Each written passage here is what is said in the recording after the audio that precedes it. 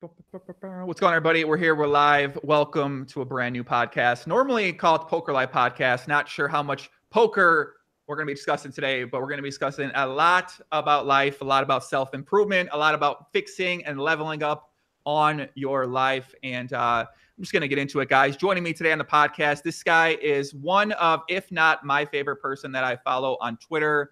The man is a machine when it comes to just spitting out fire content on a consistent every goddamn day, man. This guy's just putting out something that you take in and you read and you try to say, okay, can I apply this to my life? Or it just puts you in a positive energy. It puts you in some good spirits. And really, it's been inspiring for me.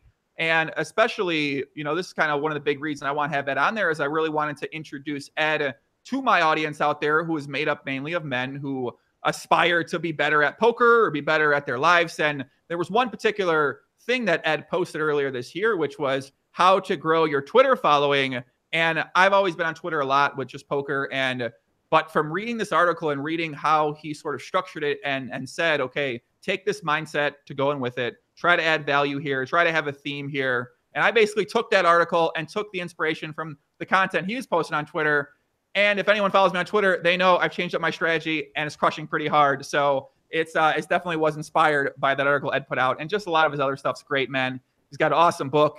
He's got a couple talks out there. Former heavyweight boxer. I don't know if he's officially retired right now or not, but from what I understand, he might not be competing anymore. We're gonna find out more about that. But joining me today, man, we got Ed Lattimore here. Ed, what's going on? Welcome. Hey, how are you, man? I'm real happy you had me. I'm always grateful that someone wants to sit and listen to me talk for however long this thing will go. So once, man, just happy. Great introduction, man. You had me go, man. I'm kind of cool, Well, I mean, listen, I'm trying to like go break down exactly, okay, how can I sum up this guy Ed here? And there's just so much stuff there, dude. There's the boxing, there's the author, there's speaker, there's a content creator, there's just helping people out in general. There's so much stuff out there. I guess if someone says, Ed, who are you? What do you do? What would be your way you'd sort of sum yourself up to someone? Oh man, that's so I have the overall theme that I give to like all my talks and my blog and I guess my Twitter feed and all of that. I say, I take what I learned the hard way and I break it down so you can learn it the easy way. And that sums up everything I do, from going back to school as an adult and finishing late, heavyweight boxing, military stuff, getting out. I mean, I grew up in projects, man. It was a rough area, and getting out of there and what I learned from that, I picked up so much about just a general lesson of how to overcome and deal with hardship, and then push yourself beyond that and become something, not just a survivor, but to become something I think that you can be a good example for other people, something exemplary. That's who I would be. That's how I would sum myself up. Now, if someone was like, "Hey, buddy, what do you do?" I mean, I wouldn't say all that, but I mean, which is funny because that question every time it comes up, "What do you do? What do you do?" I just sit there and I go, "Ah, man, well, today I went to the gym, and next week I'm going to travel somewhere." I literally tell them, what I'm doing or doing. They look at me and I'm like, "No, for a living." I was like, "Oh man, I make money," and then it gets kind of silent. Well, I guess from my vantage point, my perspective on it is that you were somebody who grew up definitely rough neighborhood, rough upbringing. You had to overcome a lot of challenges and struggles in your life, and you sort of it looks like that you focus that energy on becoming a boxer and becoming great at boxing. And then it looks like at some point in time during your last fight or the last two fights that you had, you decided, okay, maybe it's time I transition to something else. And then it looks like you might have slowly got started down the Twitter route. And then you sort of fully embraced Twitter, embraced the content. And now you're still kind of an infant in the whole entire this section of your life, I feel like. And that's sort of what it seems like to me, is that you're sort of transitioning away from being this person who maybe identifies himself as a boxer, as an athlete, as someone who's trying to become as great as they can be at that, and now apply that mindset to other things out there in the world. Well, what's interesting about all that? So one thing is that I wish it was different or were different, but it isn't. I did a lot of this stuff all at the same time because I felt like I wasted so much of my life and my time that I had to I had to make up for it all in such a short amount of time, and really I did, and I'm really happy it turned out. I mean, my life looks nothing like it looked 6 years ago, even 5 years ago, and even four. I would say, we can go, okay, I kind of recognize that guy 3 years ago, right? But all that happened around then. As far as boxing, when I decided that maybe I'm gonna leave. So I took some time off. I took after I lost, and at the end of not even at the end, I guess like I mean it was almost a year ago or 2 years ago to the day I lost on September 23rd, 2016. It's now what is it September 27th, 2018. I said okay. I'll take my manager persuaded me to take one more fight because we kind of had a plan. I got a draw in that fight, and then I said, you know what? I'm going to recover. I'm going to take some time away and I'm going to finish my degree, all this other stuff. And so, I mean, I took 1 year off and I got right back in the gym. January, I got back from vacation. I went to I spent Christmas and New Year's in Portugal. I got back on January 2nd. January 3rd, I was back in the gym and I was prepping and I got a fight offer for New Zealand and I was getting in shape and then I went and sparred and probably stepped up my sparring a little too much without my coach's supervision at that, and I got injured. And at that point in time, between everything that was happening in my life and how the injuries affected me, because I had been injured before, that was nothing new, but I had a grade 2 concussion. I mean, I was in pretty bad shape for the first 2 or 3 days, and I said, I'm at the point where I have enough of everything that was going on really well, and I live really well. I haven't made a dime from throwing a punch in 18 months, and I have more money than I've ever had in my life, and it continues to grow. Why am I still here? And really, because look, here's what people don't understand about boxing. You know, boxing is a really, I mean, it's a hard. I always say this. You guys have the legend Doyle Brunson. I think it was Doyle Brunson who said, poker's a hard way to make an easy living. Well, boxing, I've kind of ported that as saying boxing is a hard way to make a hard living. Most people aren't making money at all in boxing. I was really fortunate in both my amateur career, I got sponsored pretty well, and then in my pro career, I picked up a sponsor pretty early on. But it still wasn't a lot of money. I mean, we're talking like enough money after taxes, really, to keep you chasing the carrot. I never had a period where I was like, oh man, maybe I'll chill out after this fight. Nothing even close to it. But with that income setup, and then for the fight coming up, I mean, it was a decent fight for my level in terms of pay wise. And after I paid everyone, I was gonna walk away with 2 grand. So you can figure out where that where the other of it went. But it was gonna be 2 grand. And I said, at this point in my life, that's like a slow week. Why am I going to keep hurting myself? And my coach, I said, when my coach says something to me, because he has a vested interest in me continuing to fight, Right. but he's my friend. So when he says, Ed, I think you might want to do something else, I gotta listen to him. And for people who don't understand this, I'm gonna break down some more of the boxing game. So someone asked me the other day. They said, "Well, what happens to Triple G now? Does he retire? Does he go on and fight?" I used to think that was the dumbest question in the world. This guy is great. Of course he goes on and fight. And then I had more experience in the boxing game. And now I understand why people think Triple G should retire and how this relates to me. Not that I'm anything close to Triple G. I'm just making a comparison. Triple G probably will retire because now his record and his accomplishments are so great that who's he going to fight that generates enough money, that generates the gate to cover off a loss, and who's willing to take the fight. In other words, Mhm. who's it worth? Where's the cross? A guy that's coming up.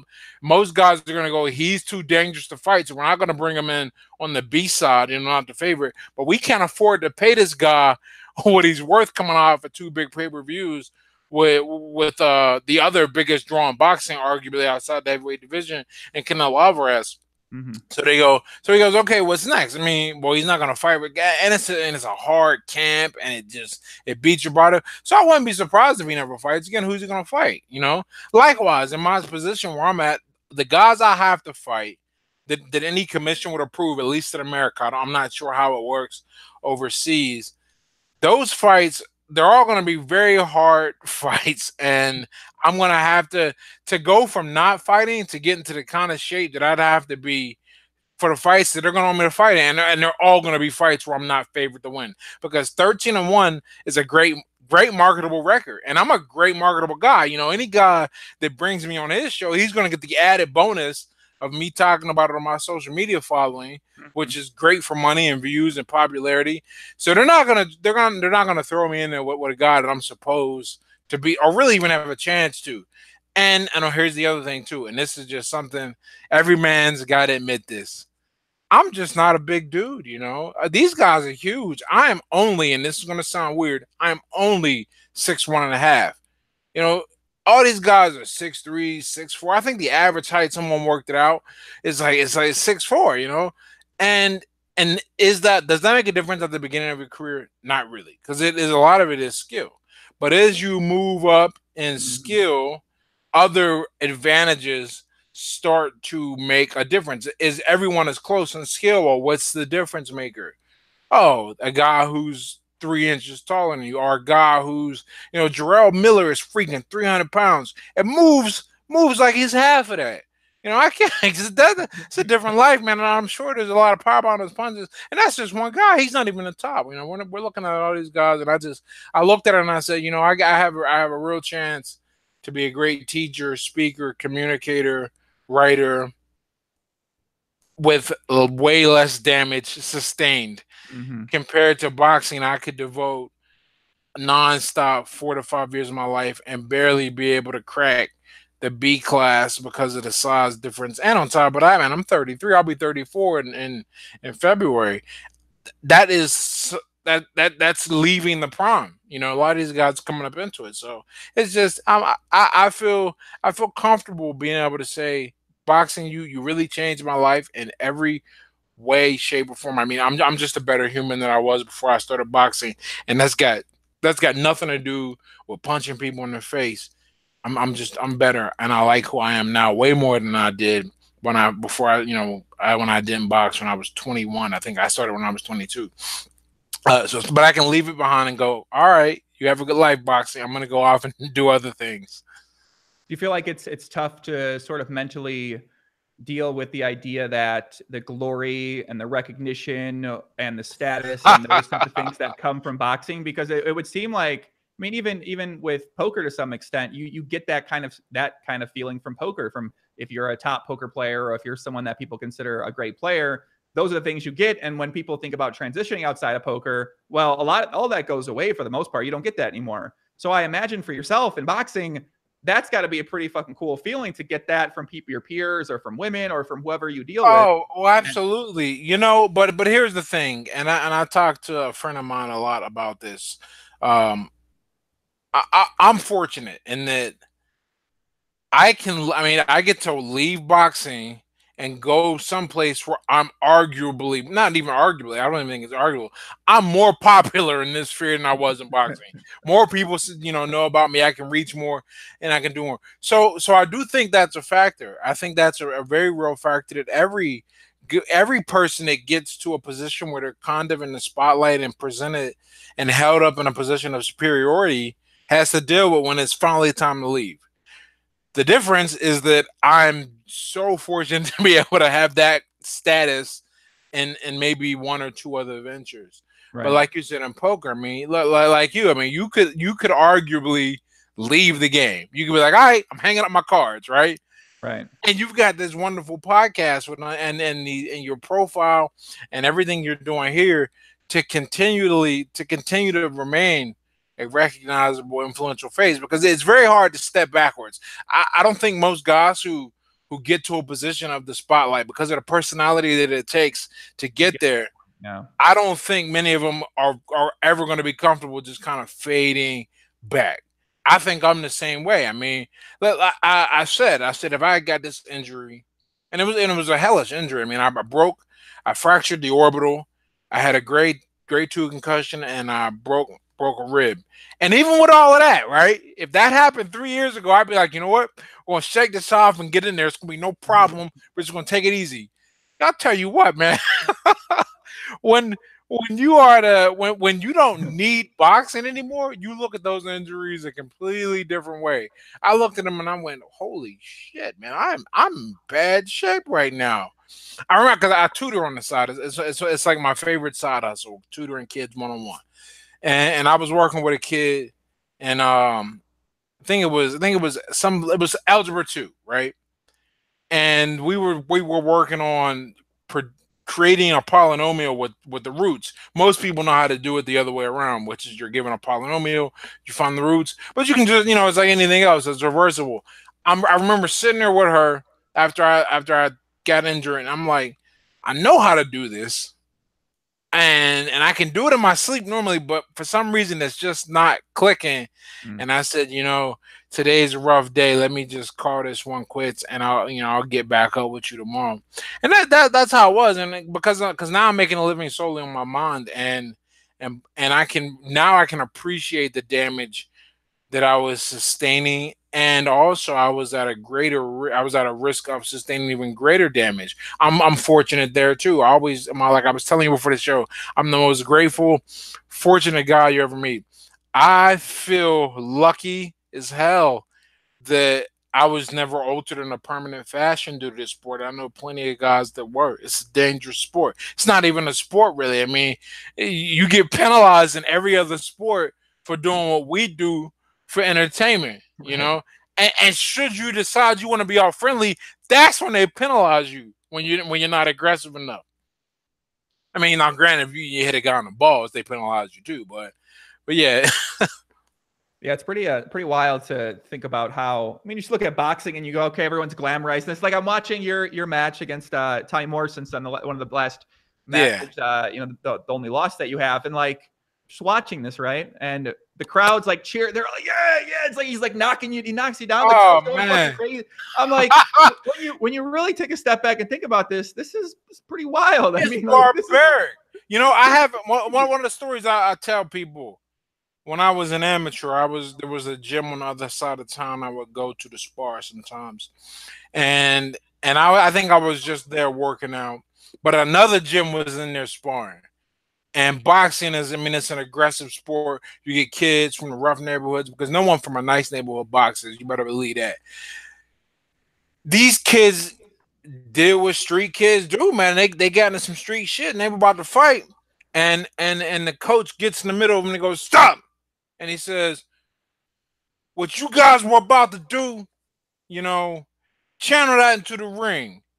Because in the ring, you could kill a man and they'll cheer for you. But if you do it in the street, you're going to jail." And he put that in perspective. I just thought he was being dramatic until I had my first pro fight. And you got to sign a bunch of forms before the fight. There's paperwork with everything.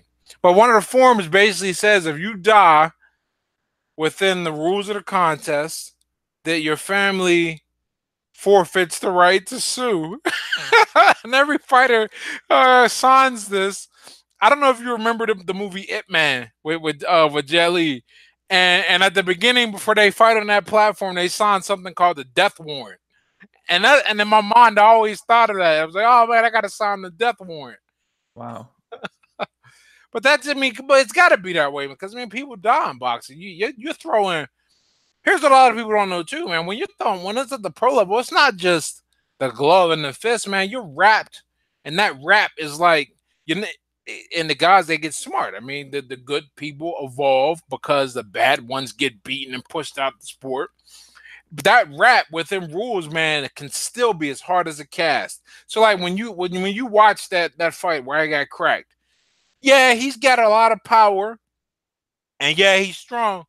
But you got to remember, man, he's got one of the best in the game in his corner, Freddie Roach. And so Freddie Roach knows the game too. Freddie Roach sat in our room and made sure we didn't cheat while we were rapping, and we wouldn't did the same thing. But even within the rules, that it's like getting cracked with a cast. If you ever seen, touch somebody with a cast around a broken arm, and then you put a glove over that, and you're in war. So like when I look at guys fight, especially in the heavyweight division, and they take these shots, I'm like, man, you hats off, man, because I know what it's like. Yeah, it's got to be. I mean, obviously, when you watch boxing and you're watching these fights, you're seeing things in a completely different perspective as than anybody else out there in the world, basically, because just being in the training it, studying it, teaching it, consuming it, yeah, I mean, it gives you a certain unique perspective, I'm You sure. know, I was watching, the big fight that just happened. The most Americans are aware of. Well, I think a lot of Americans watch the Pavek and Joshua fight too. But the big one, the Triple G versus Alvarez. Triple G was eating body shots, and if you don't know the game, it doesn't look like it because this was the biggest revelation for me when I turned professional. Everything hurts. It's just, does it alter your consciousness in a way that prevents you from standing Mm-hmm. and continuing, but it all hurts. And I was watching Alvarez land these body shots, and I'm like, man, you are one tough son of a bitch, because those, I mean, you got to have broken ribs and piss and blood at this point, because those things they look nasty. And to the average fan who doesn't know what it's like to have their hands wrapped in that regard, they may not even caught it. But I was like, everyone's looking for that headshot. He's a warrior, because this body is going through torture right now.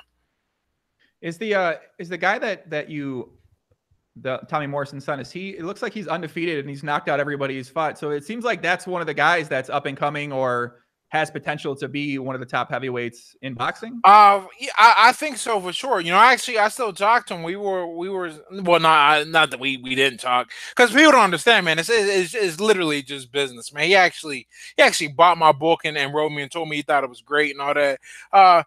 Yeah, but he had I know there was because he told me about it, but I had seen it before I looked. There was like a huge time gap, well, relative to everything else, between my fight and his next fight, because he's I guess he hits so damn hard. It's crazy. Newton's third law of physics, for every action there's an equal and opposite reaction. Kid hits so hard, man. He had to have surgery in his hand. It's crazy, but I wish him nothing but the best, because at the end of the day, he's still doing it and doing it well, and he's in there. I don't think that he's fought anyone that's hurt him yet, and that includes me. I can say that and be humble about that. But boxing is everyone's good, and everyone comes up and develops, and he keeps learning, and more importantly, he keeps doing what is necessary to learn. When I talked to him, I was like, "Oh, how's it going in LA?" He's like, "Oh man, I split with Freddie Roach," and I was like, "Are you crazy?" He's like, "Yeah, man, he had too many fighters, and I didn't have he didn't have the time to develop me the way I thought I needed to be developed." And to hear a guy say that, that's a real sign of maturity. To walk away from what most people think is a good situation to go to what is a better one. Because I mean, aside from just being trained by him, you also get the trickle down effect of the connections and likely to get on shows. But I think he's promoted pretty well, because he carries the name of his father. But I mean, plus he's killing guys. Yeah, he looks like he's been doing pretty well. So yeah, I guess when you think about life after boxing now, and you think about what you're doing right now, what would you say? Like, how are you, I guess, mentally structuring what you do in your life? Because I mean, I just know from creating content for social media, for Twitter and Instagram and for YouTube, it's mentally on your mind all day long. You're always thinking about people saying or replies, or you want to interact with the audience, and it can be very mentally exhausting throughout the day, because you're just constantly sort of thinking about it or checking it.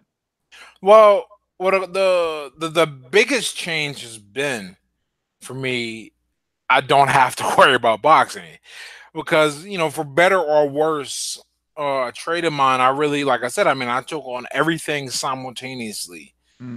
So while it looks like all of a sudden to some people that I've like just showed up, well, it's been building here and building here and building there. Maybe I could have got to one point in one of those paths way sooner had I just focused on that.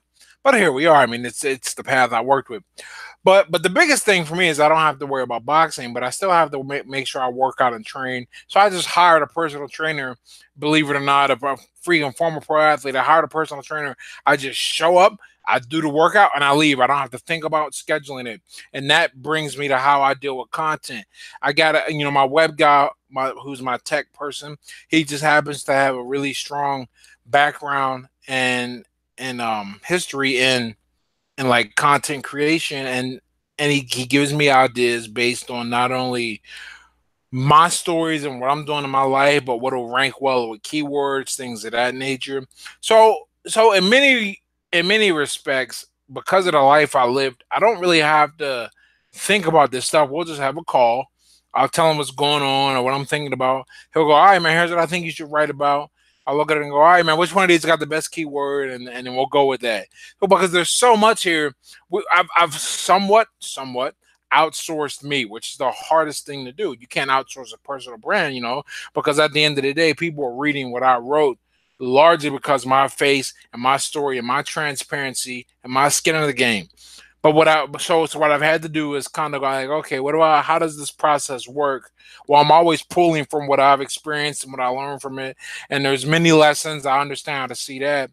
Okay, here's some ideas. What do you think is the best way to go? Because before, you can't see it on my site because we've taken it down. I mean, before I was just writing everything, and some of it would stick, and some of it wouldn't. And the things that stuck and really resonated, I've learned to lean in that direction. And things that don't really work well are that I'm not even passionate about. Everyone has these ideas about how things work when they first enter a field. And one of the things I thought is that, oh man, I gotta write I gotta put out new content like every 3 days, whether regardless of the quality. And I don't think or believe that anymore, and that really helps. So I'm getting better at the whole content creation part of my life, but really, content creation sounds. I know that is technically exactly what it is, but for me, it's just telling my story, and more importantly, telling my story in a way that people can learn from it. My biggest article, the one that still drives almost 25% of the traffic to my site. My site gets about 75,000 visitors per month. Is a piece where I just said 10 observations from 2 years of not drinking. I'm coming up on my fifth year of sobriety now, but I wrote that year two. And so many people have written in to tell me that article made such a big difference in my life. It helped me, get to 30 days sober. One guy was like, man, I made it a year, and because of you. And so all I've done, and I think a lot of people can learn from this, all I've done is tell my story and talk about how I've dealt with a particular problem and how you can too. Because at the end of the day, man, right? There's all kinds of studies or methods out there, but what faces behind that? What is proven besides numbers? People respond to feelings. People respond to the individual putting themselves out there. And that makes it way more believable. Looking at my life over the past 5 years is the best testament I could ever give to any type of program to get rid of alcohol, to stay away from it, right? Or to deal with addiction, as opposed to, someone's advertisement for it, you Mm. know? So that's how that goes. So what do you think are one or two of the biggest observations then from going that long without alcohol? Because obviously, I think I read one tweet you mentioned about once people go out, when they go out, they think people are so dependent, they think they need alcohol to be able to fit in or to feel happy or to feel good. And I think that's definitely something that I notice when I go out and I look around people, how they, like in a nightclub here in Vegas, for instance, they feel awkward and then they drink because they don't know how to not feel awkward in that situation. And it kind of opens them up and they don't even know how to not feel awkward there. And Yeah. it's like Yeah. circle. It's a cycle that goes around. And I think that's why people end up drinking. And also because it's like a camaraderie sort of thing too, when you go to the bar with your friends Oh and yeah, for sure. For you want sure. to fit in kind of thing like that. Two of the biggest things I've noticed, I'll give you one of my personal experience, and then one for my external perception of the world. Internally, without alcohol, I have to deal with every emotion. I don't get to drink it away, and I don't get to augment it with alcohol. I mean, I'm effectively recalibrated, and I don't think many people realize, or most people really realize, how off they are and how they respond to things. Like, and this is a positive and a negative, or rather, for better and worse, is a better way to look at it. Like, people celebrate with alcohol, but they also use it as a source of, as a way to express sadness. A source of catharsis. They drink when they are emotionally distraught, regard or emotionally elated. And I don't think, I know for me at least, when I stopped drinking, I was like, oh man, here's a good thing that happened. my first, and it's funny now. I don't really have it anymore. Every now and then I'll like think future tense, like I'm going on vacation. Man, it'd be cool to like crack open some wine. Oh, that's right, we don't do that anymore. But in the moment, you're like, you know, I would love to go down to the bar and drink. That's like, oh, that's because that's how my mom, when I accomplished something that I thought was worthy in my mind, I would go do that. But likewise, you know what? When I'm feeling down about something, and I don't even feel down about many things anymore. That's another cool thing. But I'm sure that's a side effect more of like living true to my what I believe is my purpose and making strides there. Why I don't feel down. But a big part of that was not drinking. But when I first did sobriety the first year, if I was having, you know, a stressful moment, that was not an option. So I had to learn how to calibrate my negative emotions and my positive emotions. And now, I mean, life is just, you know, more rich. I call it like taking the sunglasses off. So now I can see the light, and the light doesn't blind me anymore. It's, you know, it's a real deal. I can exist and have fun, but it's only after some time. As far as things I observe, you know, that is spot on.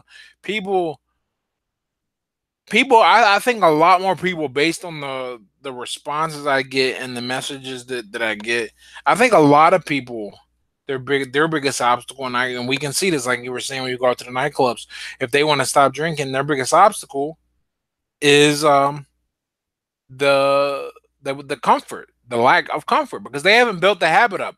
Whenever you start any new habit, it's awkward. You got to force yourself to do it. You have slip ups, right? It literally, because I mean, you're training your brain to take a new path or a new response to stimuli, a new pathway for responses to stimuli. Well, when you go out, well, it's the same environment, the old stimuli. You're trying to give a new response. You're gonna feel uncomfortable as hell. Eventually, you're gonna look around and go, you know what? Like it's not like looking in the mirror and like you see this big gut and you're like, man, I'm gonna get into shape and I gotta remember to work out. And every time you think about not working out, you realize that you gotta wash underneath the roll of fat. You're like, all right, I'm gonna hit the gym. It's not like that. That's negative feedback immediately. When you try to stop drinking and you're in the old environment, you see everyone having a great time, having fun. You go, well, is it really worth it? Well, of course, if you're around the fun, you're not going to, you're not going to answer like, man, you know what? They only look like they're having fun. They're really dead inside or something crazy. You can't tell yourself that. The physical evidence in front of you is contrary to everything you're trying to do and every change you're trying to make. So that is the hardest part. But you know what? I went to the last meeting I went to, because I went to AA for the one. I went to one AA meeting at the very beginning, and then I thought I was better than AA, so I stayed away. I realized that's arrogant, and I went back and some guy reached out to me and said, "I'd love to see you get your chip, your 4-year chip." And I went, and hearing everybody start the journey, I heard and seen so much of myself, and it was a lot of the same things. It was, I don't know how to have a social life now. I don't know who I am. I don't know how to deal with my emotions. And I was like, this is common, and I wish the greatest thing I've been able to do really with this platform that I've built is people were able to find me and talk to me about that. Mm-hmm. Sometimes I charge for my consulting, but that's one thing I'll never. I won't say never, but I will almost certainly never charge for, because the difference. Because people don't know. I'm so lucky. Once again, I'm back to that. I'm so lucky that I'm not in prison or somebody's dead or something like that. And I know, alcohol can ruin someone's life if it's out of control and they're not in control of the relationship. So if a person is really like, I want to get this under control, I'm not gonna make it more difficult for them. Mm-hmm. I guess when you think about being uncomfortable and you think about overcoming that, how do you deal with it personally? Because I know for me, as you mentioned, when you just don't do something, you get uncomfortable. And there are some things in my life that I just have neglected or I haven't necessarily done, or maybe dealing with a relationship with, with a woman. And normally in the past, I'm like, oh, fuck this, I'm done. Like, that's it. Like, let's move on. I tend to ran from that uncomfortability feeling that comes from relationships and comes from the ups and comes from the downs. And then I start to look at other things. Okay, well, even sometimes traveling for me right now, it's something I love doing and I always enjoy doing it once I get on the plane and I'm in the moment. But the idea of it to me right now is just makes me a little uncomfortable because of the habits I built up for my own life and for just kind of staying home and staying focused, staying on the grind. So when you think about yourself and being uncomfortable, how do you deal with that and try to overcome that? Well, I always, it's a lot of future projection. I always remember what I believe I will get out of taking these actions. And I have to believe it's worth it. Right? I mean, like think about like yeah, I don't know if you ever talked to some girl and like randomly and that was uncomfortable, or going to the gym every day if that was uncomfortable. We've all had to do something that was uncomfortable, or when you first got started in the game of poker. I mean, unless you were like a natural whiz kid, man, you probably got your bankroll broke a few Oh, times. for It's sure. just For it's just sure. part of the game. But and that not only is that painful, man, that's embarrassing too. But you go, okay, this is part of the game. This is every thing worth having has a shitty side you have to endure. And what we forget a lot of times is that you don't get to the good part without going to the bad part. We get focused on the bad part. We start to focus on how we feel right now. Like, oh man, this is uncomfortable. This is horrible. It's like I'm a fairly consistent early riser, man. Out to bed 5:30, 6 o'clock. And people go, oh man, I'm not an early riser. I'm like, shit, I'm neither am I, man. I just want to get up and get started. But I know that if I just start moving in 15 minutes, I'll be good. Or like I have a friend who has he's been trying to get into running for years. And he's like, my problem is, running never feels good. So I don't want to do it. And no matter how often I run, I never get to the point where it's easy and it feels good. I'm like, that's kind of the point. Like, it's not supposed to feel good. It's a test. And all of these parts that are uncomfortable, they're a test. It's how bad do you want the benefit? Whatever that benefit is. For you, let's say travel. Somebody calls you up like, yo, Joey, man, look, man, I got a spot over in Dubai, man, a penthouse, man. You want to roll through, man? We're gonna be with some high roller games. A bunch of wells. Shit gonna be real easy, man. We're gonna take them down, make some bread, have some pina coladas, whatever, right? You're like, oh, that sounds great. And then you remember you don't like traveling. You don't want to get up. You want to grind. Well, if you got to be on the ground, you stay on the ground. But if it's just an emotional resistance, you got to remember, well, okay, this helps and builds in so many ways and help, and it's what I want. It's what I love, and I love. I'm assuming this is a good friend, and not some rando, right? I love to see my friend, and then you pull it all together, and then you the good outweighs the bad, or as I said, you got to have something you're chasing to make it worthwhile. You're not going to run away from something's running behind you, right? That's something you're running away from, and that's important. That'll get you far. But what'll get you farther is something you're running towards.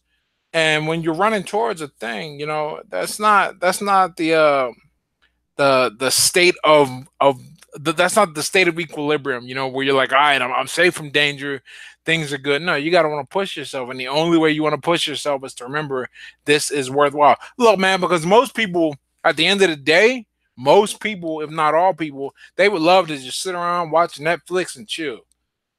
For Like, sure. if I could somehow, and I know there's gonna be someone out there going, "Nah, man, I love the grind. I love my purpose." No, you've learned to love the grind so much because you've seen the results. But imagine whatever your grind is, they took away everything you received from it, and you had to keep grinding with no guarantee of ever getting it back. You just stayed stagnant. You be like, "Yo, that's some bullshit." I mean, I pretty much described what a shitty wage job is just now, right? With no future, and all you do is you just keep grinding with no reward proportionate to the amount of energy you put into it. Mm-hmm. But like, you don't want your life in any aspect to resemble that. So it's always, how can I push farther? Once you remember that you're pushing farther, whether it be in your relationship or in your monetary situation, then you can go, okay, this is a hard thing I got to overcome, and I believe it'll get me closer. Let me just fall in love with this vision and keep working towards that vision. Because if you look at the circumstances, and the circumstances dictate the moves you make for the future. If the circumstances ain't bad, man, like I'm gonna go out on a limb here. I'm just going on a limb. Your life is not uncomfortable. That's just a guess, right? You know, Exactly. This is a nice. You're segueing for me here, but keep going. yeah. And since your life is not uncomfortable, you got to find a new thing to push you. Right. Well, what pushes you? What keeps you in the ground? What keeps you in the game? Well, it's to be better and to keep going forward. Why are you doing the podcast? You know, you don't need to do the podcast. I'd imagine you don't need to anyhow. But something about this brings you joy, and Mhm. whatever frustration you have between dealing with, I'm sure you got your share of weird guests and the technical difficulties, and then you had to build the channel up, all that, and then you push it to the next level.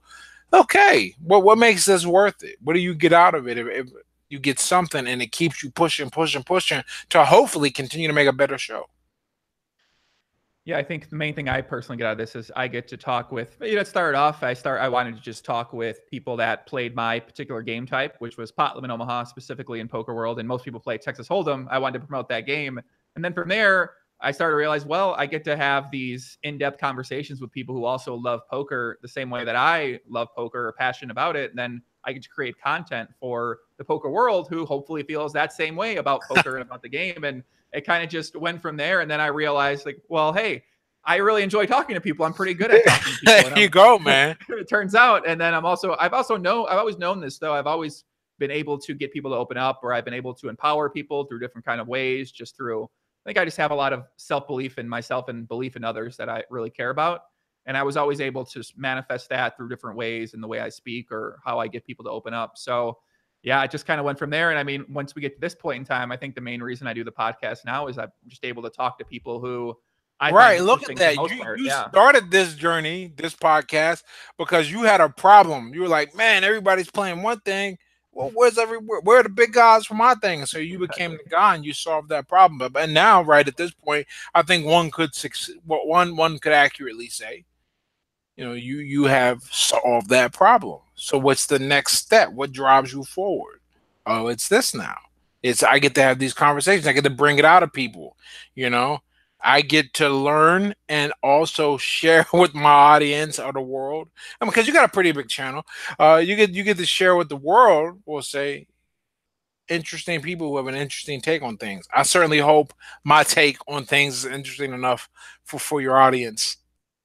Yeah, I mean that's kind of the weird thing about my position now is, and I think people that really follow me closely will notice that my personal YouTube, I think that my YouTube performance from a purely view standpoint has definitely suffered because a lot of my focus and energy is on other social media platforms like Twitter and Instagram, and those my strategy on there is doing pretty goddamn well. So it's like, and then I think about, well, what do I, as you mentioned, like what do I want it to be now? What's my main goal of the podcast? And honestly, I don't necessarily have one, unfortunately. Like I had a set goal, like I said initially, about wanting to expand people to my game type and then just kind of expand people to play poker anymore. But I'm not sure it's that right now still. And I guess that's the point where I'm trying to figure out what do I want it to be about and what do I want the theme to be and what sorts of people do I want to talk to. And I think this kind of is a first step for that and just branching out a little bit, getting somebody that I'm interested in talking to. Whereas in poker, I've talk with a lot of people for the most part, and it's not what my main focus is and what I'm learning and what I'm studying. And a lot of what I'm learning and studying and focusing on is the kind of stuff that you talk about and you put out there. It's a basis. So I'm like, well, this is all the stuff I'm thinking about all the time that I talk with my girl with. And it's just, I'm trying. And isn't this the best part of the internet? 20 years ago, yeah, we would never, I mean, not never, but like the odds are so small and putting together a wonderful conversation that we learn from one another and everyone else can learn from as well. Oh, that's not happening. But we live in an awesome age, man. So lucky to be born when I was born. How old are you? We're same age, 33. Oh, great, man. So you were right there to watch all this shit. Like we were saying, man, we are the Batman, not the Banes, so and that's from a conversation we were having earlier, discussing people who use social media to connect versus people who go, oh man, that social media thing, I don't get it, and then they watch their brick and mortar stores or whatever crumble. Yeah. I mean, it is pretty. I was thinking about that earlier, right before we got started. I was like, this is kind of fucking pretty crazy that this guy over here, another part of the world, does a different completely thing than I am. I'm in my poker world, and we're still going to be able to have a pretty good conversation about common topics and commonalities that years ago, and I would never imagine. Like, I mean, for thinking about just doing the podcast, and I saw you're actually going to be starting a podcast too soon, hopefully. So you're going to be experiencing this too. Is that you're able to talk to people from all around the world? I mean, yesterday I had a kid on from Finland. The guy lives in Finland, in a Finland suburb. It's just like what it's crazy. Yeah, and you got to coordinate the time zones. That's my favorite part. Well, I got to ask every single question. What time zone? EST, CST, GMT. So here's how I deal with that. All EST. Everyone knows EST. Everyone I say what time, I say 8 EST, 4 EST, because that's a common time zone that most of the world can get behind. So that's the way I approach that situation. Solid, man. I'm gonna take advice on that, and hopefully I need it. So are you gonna be starting your own podcast too? Is that sort of a step that you're looking to take? That's a step I want to take because like you were saying earlier. I mean, you built well on one, I guess, platform, and then you want to build on another one, and that's kind of where I'm at now. Is that at my heart, I imagine myself as a writer. At the end of the day, the meta goal, the meta identity, I guess I have is I'm a teacher, and a video platform is just another way for me to fulfill that goal.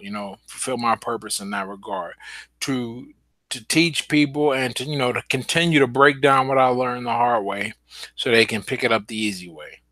Kind of a very interesting way to put it, because I think about myself, and I've certainly learned poker the very, very hard way. A lot of roller coasters, a lot of ups and downs, a lot of sleep. I mean, listen, my hair's going gray. I'm 33. It's because in my 20s, I spent every single day playing poker, dealing with the swings and the emotional mindset, fucking craziness it puts in you.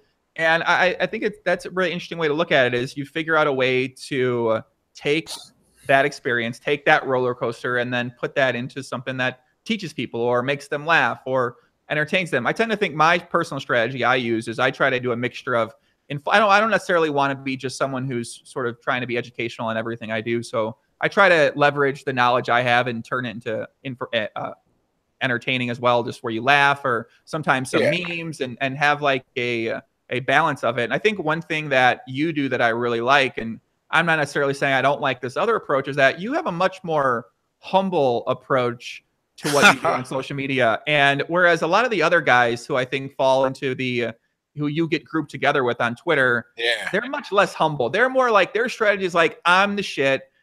Look at this shit. Look at my dick. Look at how much money I got. Look at all this stuff like that. And you're kind of similar to me. I feel like where you're much more humble about it. You're like, I'm not going to tell you about all this stuff I did, or about, I'm just going to show you. I'm just going to put my knowledge out there. Well, right. Like, how am I going to build my following is what I think. What do I want to be known for is, right? Well, I don't need to, if I have to tell you I'm good at something, if I have to tell you what I have, that automatically makes my authority suspect. You should be able to look at what I say and grab that by implication. I shouldn't have to directly, explicitly say to you, yo, man, I'm making a living off my writing, and I came up in the hood, and I'm a tough dude who learned how to do it and get it. No, you should be able to look at my tweets and my writing, and you should be able to, induce implicitly, that wow, I've lived through some shit in life, and I picked up something valuable. And more importantly, me just telling you who I am and what I can do, how does that help you? Right? My goal is to help and teach at the end of the day. If my image and who I am helps, and not only helps, that's that is how I learned a lot of what I know and what I've experienced, and how I was able to go, okay, I got this lesson, what did I take from it, and how can I give it to somebody who may not be in the exact same situation, but they're in a situation similar enough, or the lesson is general enough that they can apply it. If I just tell you my credentials and I hope you believe in me, no, that's the same as leading on rank, as far as I'm concerned. We want to lead by real skin in the game. We want to lead by real knowledge. That I say all the time, not all the time, but sometimes I say, look, you may hate the self-improvement sphere. You may detest every single thing we say because you think it's cheesy and nonsense. But at the end of the day, you can't look at my life and because of what I've done, my life is very easy to look up. The city, the newspaper in my city did a whole profile, and then there's other conversations. You can't look it up and go, okay, he's just making this shit up. Like, no. At the very least, you got to look at where I am now and where I was then and what I'm saying, and respect how that comes together. You can still think it's nonsense, but you can't say I'm nonsense, at the end of the day. And I'm always wary about saying or doing something that I can't stand behind and go, you know what? Yeah, look, because I'm out in the open, man. Look, I like to joke that I'm undoxable, right? But that's not a joke. Yeah, you can't tell. You ever see 8 Mile? And at the end of 8 Mile, he tosses it in the mic and go, here, tell these people something they don't know about me. Bro, you're able to sit there and look at the video where I got knocked out of the TV. How is someone going to make fun of me for that or call that into question? No, it's already out there. And if I was trying to hide it, if I was trying to hide who I was or pretend to be something I'm not, that would look horrible. But instead, I am who I am. And because I just exist and try and drop bombs here and there, drop little trinkets and write my experience, people believe it.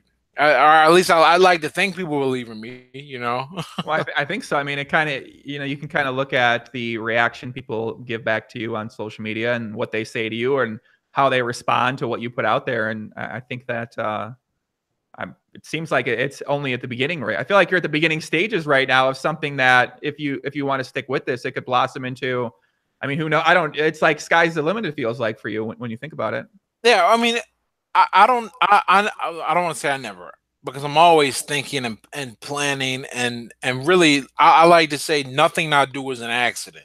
Now, the result may be maybe magnitudes greater than what I originally anticipated, but it was never an accidental move or thing I put out there.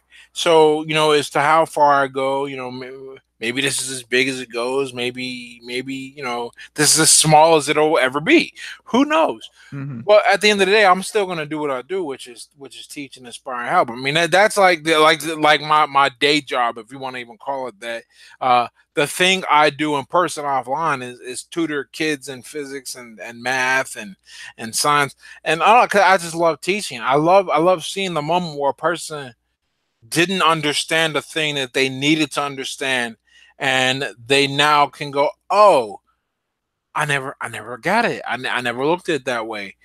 And I'm able to, induce that reaction because it's something I said or did. So, I'll never change it on what I do. As far as how big the scope gets or how many more people find out about me, I don't think about that probably as much as I should, because I'm still at the end of the day just focused on the message and the messages. Hey, come, here's some stuff I learned. Maybe it'll help you. Yeah.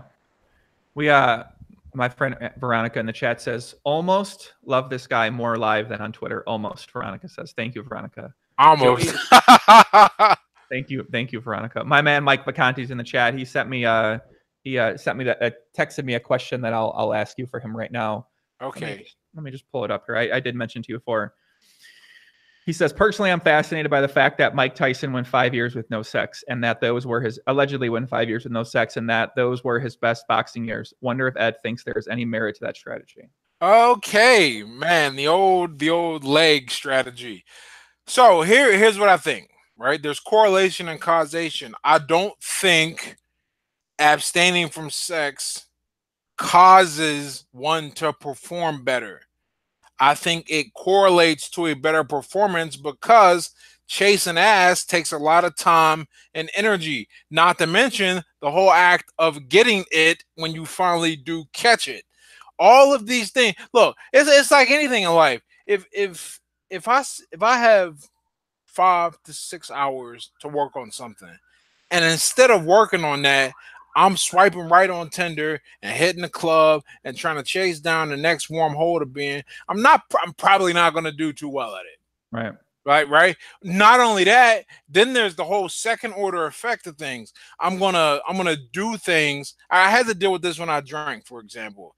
There was a point where I was actually altering my practice times and length to make sure I hit certain happy hour specials.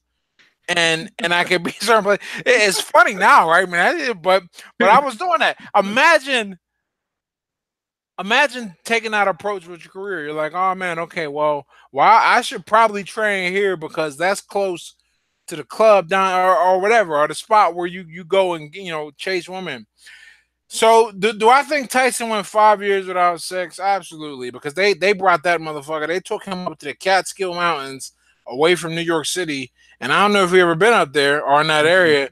I mean, that's pretty isolated. Let's put it like this, and this is way before the internet.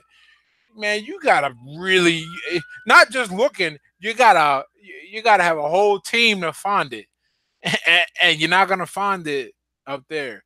So I think there's some merit, I guess, to it in that it makes you a better able to focus. It's just not a thing to worry about. And then there's the mental space it clears out in your head. Look, Mhm. I ain't never gone 5 years without sex. I haven't even gone 1 year without sex. I would imagine that like alcohol, like I used to think I've gone almost 5 years without alcohol, and here's what I can say, kind of comparing the two. I don't think about drinking anymore. It's just not my mental space. When I go out somewhere, I'm not thinking about the alcohol selection. I just get a coffee. I mean, I literally don't see it. My girl has a bottle of wine at the crib. I just go, okay, there's some wine in the fridge, cool, or wherever she puts it. I don't even remember the right way to deal with wine anymore, right? To all you wine connoisseurs, if I said something crazy about wine being in the fridge, that's just a slip up. I don't remember. I used to be an OG in this game, man. So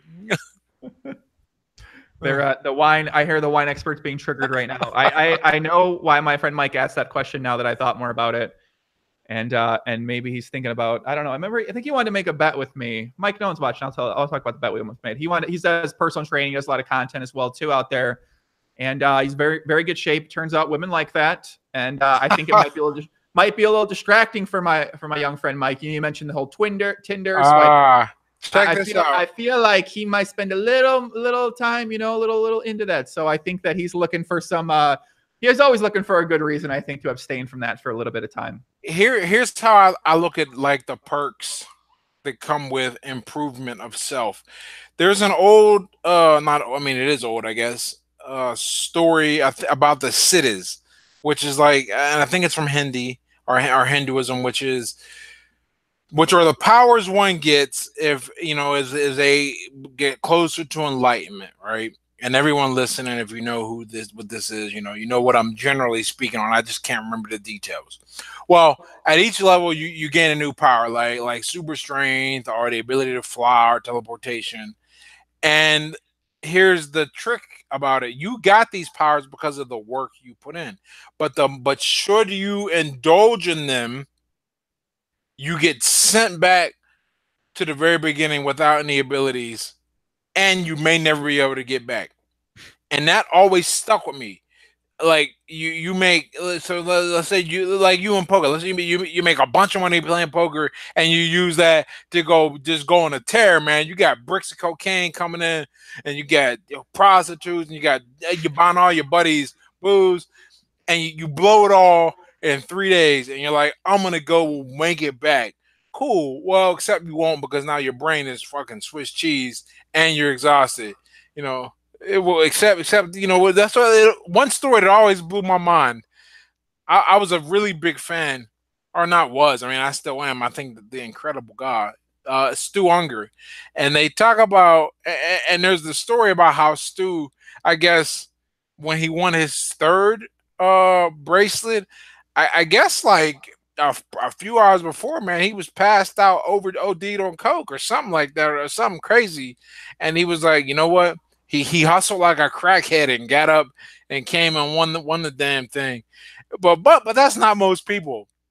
Most people, when they indulge in the fruits of their labor to an excessive amount or to an excessive point, there is just nothing that you lose it. Nature's funny that way. You get access to things you didn't have access before, and if you indulge in them, well, you're going to lose those things, and and you likely won't ever be able to get back to anywhere close to where you were prior to losing them.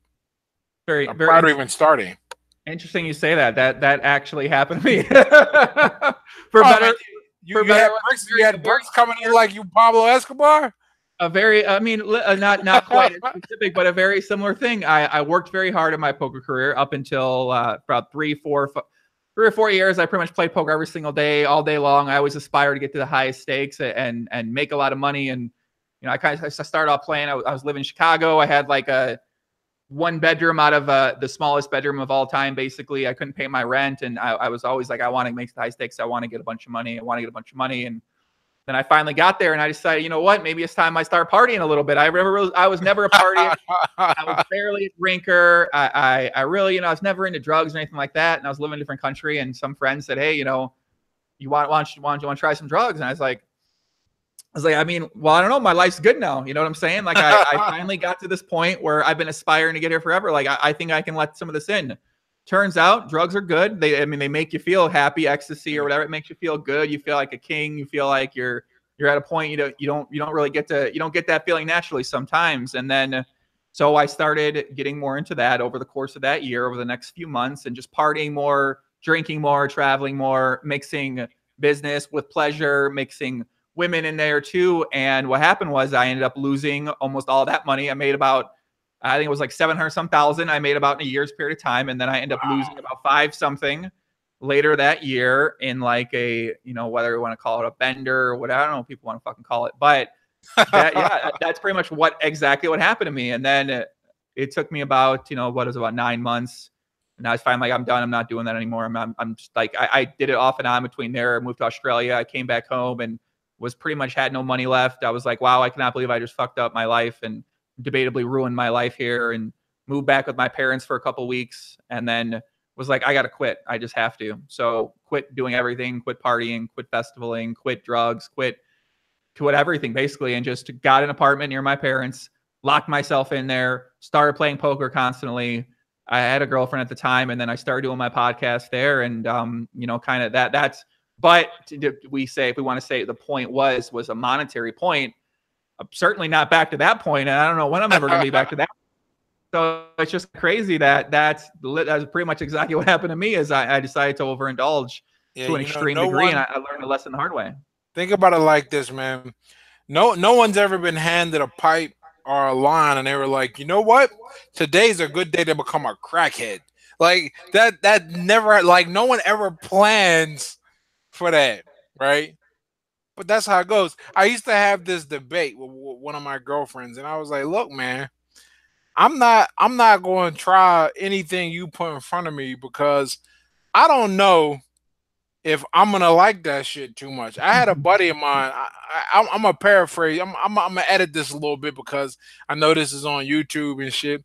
But he used to say, he goes, "I'll never try crack because I don't want to love something so much that I'm willing to put a D in my mouth to get some more of it." And that put it. I mean, not that I was ever thinking about it, but I was like, yeah, that's crazy, man. You think about what people willing to do to get that shit, and yeah, For sure. So yeah. I mean, it makes sense. I mean, I always think I'd laugh, like growing up, your parents always talk about drugs are bad. And if someone does cocaine or if they smoke whatever, they're like the worst person of all time to my parents would tell me. And I was like, what are these fucking people like? Why would they ever want to do these things? Don't make sense if it's so bad. And then I tried it one time. I said, oh, okay. Now I see why people do like it. I get it.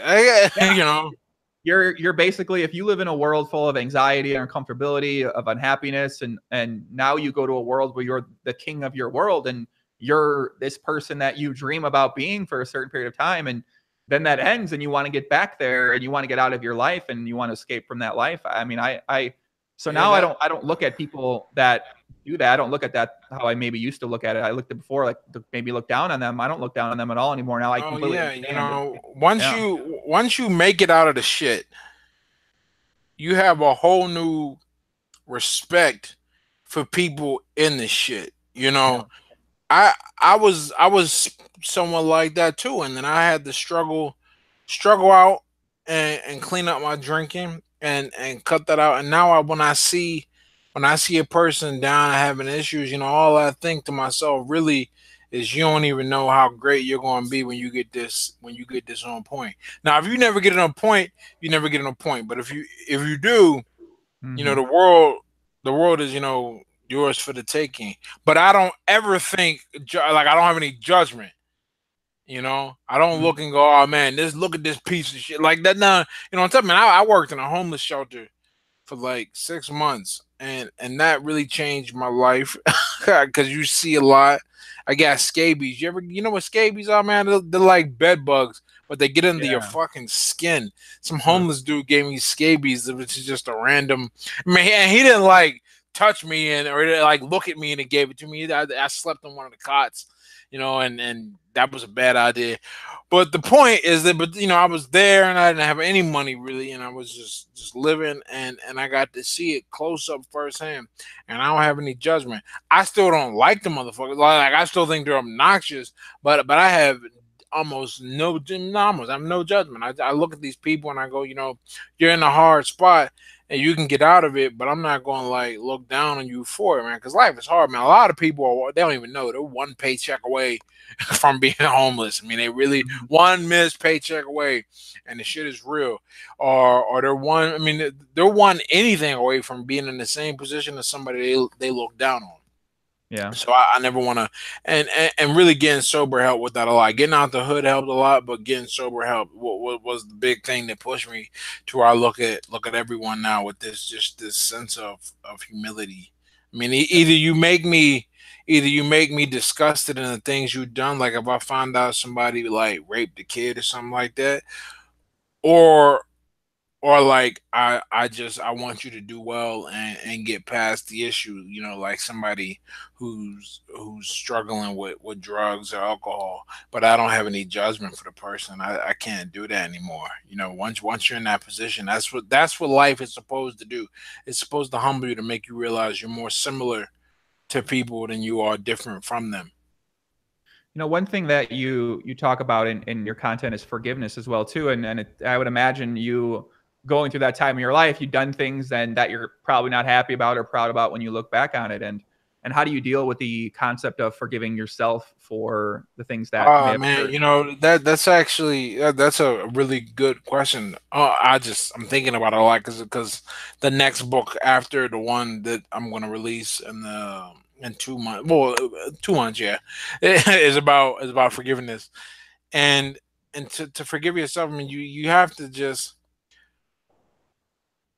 you have to remember that the reason you feel guilty is because you think you can change the past or you want to change the past and you can't do it. It doesn't work. What's done is done, but Mhm. it's not real. I mean, it's real in the sense that it happened, but the event, you know, it has passed, and if you've altered reality in such a way that you have to deal with the results of what you've done, you can only do a thing about that, and you'll feel bad about it every time because you want to look back and you want to change things. In that instance, I actually don't think guilt is. I don't think, first of all, guilt is a bad thing if it can motivate you to do and be better. I think guilt is a bad thing when it debilitates you or causes you to attack slash judge people. As far as me, how I dealt with it, I look at who I was and how I behaved, and I'm able to see that I'm not special. I'm not different. Everyone is operating. This is just one of the thought processes I have that helps me deal with forgiving myself and others. I recognize that everyone is doing what they believe will result in the greatest amount of contentment for them at the time. And a lot of times most times you getting screwed over or you getting hurt in the process is more apathy or selfishness than it is actual malevolence towards you. And so you apply that to yourself and you go, okay, I wasn't trying to ruin my life. I wasn't trying to cause destruction. At the time, I was doing what I thought was the best thing for me, but I didn't know any better. And now that I know better, see, I've thought my way through the process because you can't really feel your way out of it. There's no way. I mean, you just can't. Your feelings are shit right now. That's part of the reason why you feel guilty in the first place. But you can't think your way through. And then when you reach a conclusion, and the conclusion is a small one that takes root in your mind, but it grows, and that is that you were doing what you thought was best for you at the time. Now, how society perceives that is another thing entirely. But for forgiving yourself and forgiving others, you internally have to realize you were not trying to destroy things. You just didn't know better, and you've learned a better way, and you have more of a view of love for yourself and other people. So you're more considerate, you're more compassionate. I mean, that's really what being humble does to you, right? In these situations, I'm more considerate, more compassionate for my fellow man who is going through something similar to me.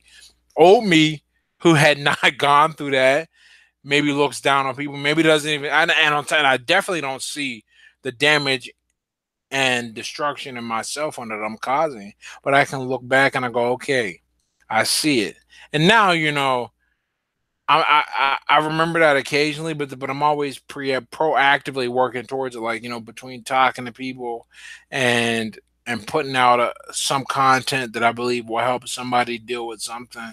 It's my way of reaching out. And if I can change one life, if I can take one life and alter its trajectory even by a small amount, towards something better than where it is now because of what I went through, then it's some atonement, I think, right? That's the best you can do. Mhm. You just have to use it to be better. You can't let it beat you up, because you're not going to be able to change the feeling. You can just use it and let it drive you for real. I'm really of the school of thought that while guilt is a thing you need to get over, for some things, for many things, you can use it to be a better person. What if you, at the time you do something, it's probably bad though? What if, because if you say you did Well, who something, you decides know it's it's wrong. bad? Well, I guess that's a good point, right? Who does decide it's bad, whether it's yourself or whether it's the public or whether it's society in general or your family? I think that, what if it's something that you perceive to be something that is wrong at the time, but at that moment you feel like this is the best option for you to make it to the point that you want to get to? Would you say you said you felt like it was the best option? That means you didn't know better. Hmm. That was the best you had, and you figured it for whatever reason you had to do it. Now, I don't want people to hear this and think, "Oh man, this guy is excusing some evil." Like, nah, man, look, that is my spiritual belief, and when I'm existing, uh, when I'm existing in my own mind, and when I'm trying to make my world better and my contentment for myself and how I live, this is how I see things. And personal, you still something for me, man. I'm gonna try, and if I got a gun, right? Look, man, forgiveness is great in theory, and certainly for yourself. In application, I ain't got to be angry at you. I don't have to hold a grudge at you. To put some hot lead in your leg if you try and run off with some shit of mine, right? That is not an act of vengeance. That's just dissuading you from doing it to me and other people. It ain't like I'm sitting here, man, right? Like people, and maybe that's the truth. I really think it's all in your mind too, And getting Hmm. back to your initial question, how if you do something bad and you think that you think it was bad at the time, and it was bad at the time, but you thought it was the best way. Look, somebody is going to balance the scales on you if they have to, and that's their own world. But for you internally, if you continually feel bad about that, the best thing you can do is try to make sure somebody is not have to do it. You took from the world, you got to give back one way or the other. You know what I mean? If Hmm. you get over on the world, and it puts you in a position of an advantage, you can only do that for so long before one way or the other the scales balance. And I'm not talking about karma. You're gonna piss off the wrong person, or you never know. Maybe there's an investigation. You don't even know what's going on. You're gonna keep being an asshole. But at the end of the day, the external world takes care of you. Your internal world, to get that right, man, you got to realize you can't hurt other people. You can only hurt yourself. And once you start caring about yourself, you really do stop a lot of destructive behavior. And then to the outside world, it looks like you've turned a new leaf and you stop fucking over other people. Yeah, but that's only a result. or rather, that's only an effect. The cause is that you care about yourself and how you feel later. I mean, because at the end of the day, I mean, even I think most people, and when I say most, I understand I'm making a very general statement. There are psychopaths out there, right? But I think most people have a sense of conscience and a sense of right and wrong, and it's going to eat at you. You know, you got over in the world. So you can once you start loving yourself, you'll stop doing that shit in the future. And to repay that debt you feel you have, you're gonna make the world a better place somehow. Try and keep somebody else from doing the same thing. You sound like you're rather mindful in terms of kind of being in the moment and kind of bringing yourself back from distractions and trying to avoid those things. Would you say that's true? I try to be. Mm. Yeah, and I think you have to be really because we live in a world of constant distraction. I Yeah. mean, look at this. I don't know your setup. My setup right now is my laptop is how I'm doing this. And I actually have one window open other than I have three windows open. I have something that I was looking up before that I can't lose that page. I have the Google Hangouts and I have your YouTube open in the background, right? That's already distracting. We haven't even considered like the things going on around my world. My every now and then my cat will walk by and look at me like, "Who you talking to, man?" I'm like, "Dude," and I can go pet it. My phone is right next to me and it buzzes every now and then. If I didn't have the ability to focus just at a basic level, I might do something disrespectful like pick up my phone and check it in the middle of this podcast, right? Mhm. And we take that a step further to writing for example. Man, do you know? And I've been distracted writing. You can pop out 1,000 words, no problem. Good quality content. You'll clean up, polish later. You do that in like 20 minutes, probably less, right? Especially if you have an idea. But go ahead and try and do that with Twitter, Facebook open, some nonsense streaming in the background, thinking about tomorrow. You can't do it. So you have to just daily to exist in this world and make some progress. You got to stay mindful and focused. That should translate over into how you deal with people, like I'm very cognizant now of like when I see someone, because I stopped doing it, when I see someone like touch or check their phone in our conversation, even if it's a good friend of mine who they know, I don't really care.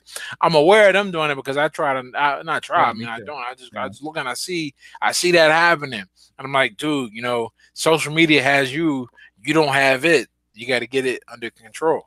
So the mindfulness really comes from existing in this space on the internet. I don't think you can do this, and by this I mean any type of content creation, and be good at it without learning to deal with, navigate, and master these distractions. And there are tons of them, you know. And the bigger you get, I mean, the push notifications, goodness gracious. Mhm. And you can't turn them off, because if you want to be effective at this, you got to be aware of when certain people are interacting with you. So Right. when you've decided that this is where you want to build your name and empire, you want to be in the social media world. It's a you cannot. You know what it's like? It's like swimming in quicksand. Like if you move too fast, you're gonna be drowned, man. And and if you move too slow, well, you're still gonna drown. You got to move at the right pace to make sure it doesn't suck you under, but you still make some progress. And that's the thing. Like it's crazy. The longest I've been away from social media is whenever I'm over the past years when I was flying over the Atlantic Ocean, right? So, boom, that's the longest I'm away. That sounds crazy. People are like, oh man, you got like go live. I'm like, bro, first of all, I'm living in general. Secondly, it's not like I'm constantly like I'm glued to my phone. I have just made sure I have access to it whenever I pop out a thought or an idea or got to take a note or something like that. And I'm not even making videos yet, man. Goodness gracious, I don't know, man, how I'm gonna survive. Maybe my advice will prove to not apply as I continue to grow. But so far, it's worked really well. I mean, what have I done over building this social media empire? I finished a physics degree, and I'm competing in chess matches now officially instead of just playing online. These are things that require a bit of learning Spanish, man. I'm having a ball with that, right? So I make sure I do things that force my brain to go, dude, there's more to the world than social media, and you really need to learn how to focus. I wrote about this in an article for American Chess Magazine. This is going to be coming out about how I was shocked because we just don't do it anymore. 2 hours sitting there, no phone, no talking. All you got is the board and your imagination, and you learn real quick how exhausting it is because we don't do that anymore. The second tournament, I had much more energy, but the first I was exhausted, man. I just came home and zombied out like I had just been on a fight, right? It felt like that mentally. A couple of things you said in there. One about the writing. I wrote a book side a bet where I needed to write a 40,000 word book, and I wrote it in 7 days, and I edited it in 4 days. Me and Jonah, my old assistant, helped me out with that. And yeah, that was one of the coolest things I ever did because I basically was able to uncover thoughts and ideas that I never thought about for years. I basically haven't thought about it for years. And I just went to Panera. I didn't bring my phone. I just sat at a table there and would write for 3 to 4 hours straight. And then I'd have the worst headache in the history of headaches. Oh my goodness. Isn't it crazy? You're like, what did I do? You feel like you just ran a marathon. And in many ways you did. It's not physically, mentally. You put yourself to the ringer, and we're not used to that. We're used to being able to, oh man, I feel a little stressed. Let me watch a clip real fast. Let me check Twitter. Exactly. Man, you put your few people today know what that's like, and I was just, and I wouldn't have known if it wasn't for I did chess. Because it's not like when I'm on a plane going somewhere that I'm not distracted per se. I'm either watching a movie or reading a book. Like, no, I got my mind on this thing and this thing only, and let's see where this thing goes. Yeah, I've actually found being on the plane is I'm able to tap into the flow state there. And the only other way I've done it a few other times when I play poker. I think that's something I was always able to get into. I was just hyper focused when I played poker online, and I'd be able to play for hours. And I noticed when I went on the airplane, it'd be the same way. There'd be I just wasn't distracted. I wasn't paying attention to anything else. I just opened up my notebook and I was able to just answer all these questions that I had in my mind that I couldn't answer at home. And the only other time I noticed that was when I would always go to the gym and play ball I would just play for hours at a time, usually by myself, just work on different moves. And just because I love basketball, and I'd sometimes play some 1s and 2s, but I never really played full court because my gym didn't really run full courts very often. And that was the other time I was able to do it. I like an hour into the basketball session, all of a sudden I'd be like, holy shit, I'd be writing things down. It is a while. I'm sure boxing, I bet you probably, if you're training for boxing, you probably are able to get to that point because you're hyper focused. A good workout is, you put 12, I'd say 12 good rounds in on a heavy bag, which works out too if you do it right. That works out about the 3 minutes. The rounds are 3 minutes. We got 36 minutes with a minute break in between each one, and 12 rounds. So that's it. So 46 minutes, right? That is, that's great because I put my headphones on and then I'm just in the zone, boom, and all the things you think about. And what's crazy, you get to do it. I don't know how you did it with like basketball, and you probably wasn't a good idea to do it with poker either. But like, what do you do with these thoughts? How do you capture them? There's no real way to capture it, certainly. I can't like, oh man, I got this great idea. Let me undo my glove, take it off, write it down, glove back up, get back. Oh, 5 minutes. Right. No, you just really, I think the brain really enjoys that. I mean, I'm certainly not a neuro expert of any way, shape, or form, but my experience shows that doing something like playing basketball or boxing or even running. I mean, that's really, that's why I like running in the morning. You get to go and run if you're running well. I mean, I notice, people manage to take their phones everywhere. I mean, I see people at the gym and it blows my mind. They're trying to get some sets in, and then in between each set, they're checking their phone. Mm-hmm. But if you do something that lets your mind not have to respond to stimuli, where you just react on autopilot to something. That's one of the reasons why I really like having a personal trainer now, is that I just show up and work out. Like, I don't have to think about anything, right? Even in boxing, I had to like think about some of the work I do in the bag. Like it wasn't all set up for me. I just show up, lift, and I'm out. And it's amazing when all you don't have to think about anything else. It's just a task at hand. When your mind is focused on something else, it's like when you're looking at somebody and you catch all this stuff in the corner of out the corner of your eye, right? But it's like that with your thoughts. Like you're focused on one thought, and all those other thoughts just kind of creep up from your subconscious, and you catch them, and you got to be careful how you grab them because they're like water. The harder you grasp, the less of it you get. So you gotta kind of cajole and persuade and coo them in, and then you get to keep one or two of them from the when you're in the process of being focused, and you can use them later. And usually that's where a lot of the best ideas from. And if you can like put a notebook next to your bed, like right when you wake up, you jot down two or three things. You'll be like, oh man, I Got can't my believe I thought of that while I was asleep. got my notebook right here. I have I just started using my notebooks again, and that's probably. And I started turning off my phone and just leaving it at home for periods of time too when I go walk around or if I just go on a walk. I do. The best thing I discovered, man, airplane mode, which is crazy. Like that's so obvious. We just put it on airplane mode because there are a lot of apps on my phone I use, but I want to focus when I'm using them. For Mhm. example, I use CT Art, Chess Tactics Art. It's a huge database of chess tactics, and I practice chess tactics on there. Well, it doesn't need to be connected to the internet. So I just go in airplane mode so I can focus and do tactics and not worry about what is, any push notifications or emails I get.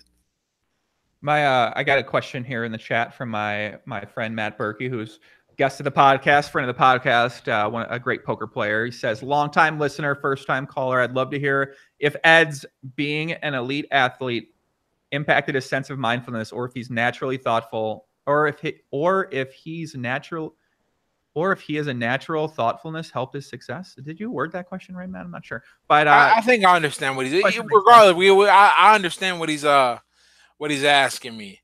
So am I naturally mindful, or was this a thing that was developed as a result of competing in boxing, and certainly at the level that I got to? Okay, so I will say I'm naturally conscientious, which I think is certainly certainly being mindful helps you be conscientious. I don't know if the inverse is true. Uh but one thing that helps you be conscientious, yeah, you got to think about what you do. I mean, obviously you have to do it. That is, the part of the conscience. But boxing really, so I had an interesting problem when I stepped up in a level, and I just remember it because it happened specifically because I stepped up at that level. I had such a hard time focusing on my coach in the corner because even at an amateur show, right? And I think every person, every guy should at least fight one amateur fight in their life. But even at amateur shows, man, it gets rowdy and there's all kinds of people hooting and hollering, being drunk, crazy. You get killed. Your coach is out there trying to give you good information, and if you can't focus on what he's saying, okay, you go out there, you basically swinging in the dark. So I had to learn as a result of boxing how to very quickly get my mind down and focused, and you get 1 minute in between rounds, and then go back out there and be hyper vigilant and crazy and all that, feed off the crowd, have some energy. But then when I'm in a corner, they be zeroed in on what they're saying to me and not focusing on the crowd or the ring girls walking by or trying to peek around my coach and see how my opponent looks on the stool. No, there are all these distractions real time, and having a negative feedback loop, very powerful negative feedback loop at that, really helped me correct that problem. So I guess if I was to do a TLDR summary, I think I naturally did have a little bit of the traits that it takes to be focused and mindful, but having the negative feedback loop of boxing and just having many, many fights where I had to focus and get myself zeroed in against the crowd and against the other distractions, and then be able to switch back to a guy that was back into it. Boxing definitely helped in that regard. And then on top of that, like like being in the gym every day, like a typical 12 rounds on the heavy bag, or like 30 minutes on the mitts and stay focused, all that kind of deal. Sparring too. We're not even talking about the rounds of sparring and a minute break in between there where I gotta listen and take things in. So it definitely helps. Yeah, it definitely helps because I mean, like all sports, you pay a heavy penalty for a loss of focus. I just think the penalty is heavier in boxing.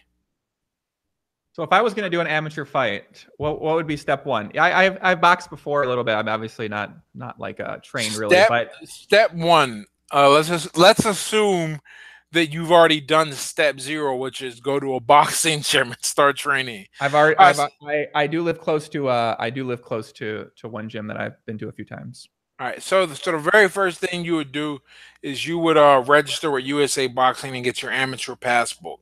Or and I actually think I don't think it's an actual passbook anymore. I haven't been an amateur for 6, 7 years, maybe 6 years now. I haven't been an amateur in a long time, but I'm pretty sure it's now all digital. But before, what we would do is you'd pay for a passbook. It would make you a member of USA Boxing for 1 year, and what you get in exchange for that $50 is one, the ability to fight on USA Boxing shows, but two, you're covered by like their blanket insurance and all shows that they put on by the all shows they put on in different areas under the USA Boxing umbrella. So that's the very first thing you would do. Otherwise, they wouldn't let you fight in the USA Boxing show. And a fight just doesn't matter if it's not USA Boxing. Like, yeah, people do smokers, sure, but no one wants. I certainly don't want to fight in the smoker. Look, man, I love fighting. I'm not a violent dude. Like, I don't need to go out there and get a bunch of my homies together in a barn and just start throwing slinging haymakers. Look, man, look, people are really fascinated by violence. Yeah, let's not forget that. Otherwise, boxing couldn't survive. The MMA couldn't do so well, right? People are fascinated by violence, and they will find a way to get their violence fixed. They'll do it. And if you make the legal way to do it difficult or prohibited somehow, then what will spring up is a supply to satisfy the demand. And so you get these smokers, you get bare knuckle brawls. I mean, these are real things. And it's still legal. This is a sanction, but on a less professional note, I mean, one of the biggest things around here is the tough man competition. And tough man is exactly what it sounds like. Bunch of guys, no fight experience. There's actually a rule: you can't have like more than 2 amateur fights, I think, and fight in tough man. So once you do that, no, you can't have any professional fights, and you can't have more than 5, or you can't have more than 5 professional fights, and your amateur career has got to be capped, I think, at like 3. But the point is, they don't want you to know what you're doing, because if you go watch Tough Man, it's all watching guys get laid out, man. There's 3 weight divisions. That's it. So it's really entertaining. But people, man, they love their fighting, and you can find a way to fight. But I don't recommend that for anybody in their first time. I think everyone should do a nice sanctioned bout, where a doctor has to look at you, you're insured, there's rules, shit like that. I like that. Probably that's gonna be something. I can already tell it's gonna be something I'm gonna end up doing is an amateur fight at some point in time over the next couple years. So if you're gonna do it, make sure you do it before 40, I believe. Then it's like you're the Masters division, and then you got to get shit like a cat. You got to come with a CAT scan, make sure your brain all right. You can only compete against other 40-year-olds. This is if you do USA Boxing. You can always do tough man. no tough man for me. I don't know about that. I don't know. Maybe I could see myself in a couple years. Cool about tough man is that no one knows how to throw a punch, right? You can look at the biggest dude, and just because he's big, man, doesn't mean he knows how to put his hips and leverage behind a shot. He's just big, right? And yes, F equals MA, and the bigger M is, the bigger F will be. And if a bigger guy, yes, all things considered equal, will hit with more force than a smaller guy, but it's not that much greater. It just doesn't make that much of a difference. Let's see if the chat has any question here, guys. Do you guys have any questions? I see a couple guys on there nonstops in the chat. What's up, buddy? I don't know how to say this guy's name. Great. I don't even know. Grabsha, Taman, Tim. I think I said that right. Mario Arias, what's up, man? What's happening? Angelica Guzman, she says the hey to Sasha. Sasha's in the chat. What's up, Sasha? Sasha, you got a question? You want to come ask got a question? Hold on, we got Sasha coming to ask a question right now. Sasha's the resident person that makes my life nightmare at poker when we play together, and she tries to own me as much as she possibly can. You want a question? Hi, Ed. I enjoyed Hello. the conversation a lot. Thank you very Hey, much. thanks, man. I'm happy that you're happy. We're all having a good time here. We all having a good time. So, what do you do for fun outside of all this? What do I do for fun? Okay, so Yeah. I have a, I always say I have a joke, but it's really serious. I don't have any hobbies except, and by hobbies I mean like a thing I do without a goal that I can just sit and have fun. Man, I love movies. I go to the movies. I'm part of Cinemark's Movie Pass, where you get the free movie pass, the free movie every month, and then I always go over and get another movie. I love movies. I love. I just saw, what have I seen so far this month alone? I went and saw Searching, Operation Finale. I saw something real cool too. Gotta Can't watch remember. the Equalizer too, right? Oh, I saw the Equalizer 2 in theater. Man, I see everything in theater. Sorry, what was that? I see everything in theater. Wow. I mean, even bad movies, man. Like I'll go watch, man. Movie goers too. Oh, excellent. I love movies, man. Yeah. So if you also like another question, if you haven't got into boxing or social media, like what else would you be imagining you doing? Woo! That's two separate questions because of when I got into boxing and when I got into social media. If I hadn't gotten into boxing, I'm thinking back to where my life was. I was really considering going active duty in the military. That's almost certainly what I would have done. And then probably been shipped off and killed somewhere, because at that point in time we were still sending people. I mean, we're still sending people. We were sending a lot more at that point. As far as if I didn't get into social media and I wasn't doing what I do now, I'd probably use my degree somewhere. I got a physics degree mostly because, I mean, one, I wanted to prove to myself that I could do it, because I was a horrible math student in high school, and I put a lot of time into developing the math that it takes to succeed in that field. But yeah, I probably, with my personality and my background, tech sales. I had some guy pitch me on going into tech sales because I really enjoy dealing and talking to people and explaining things and breaking it down.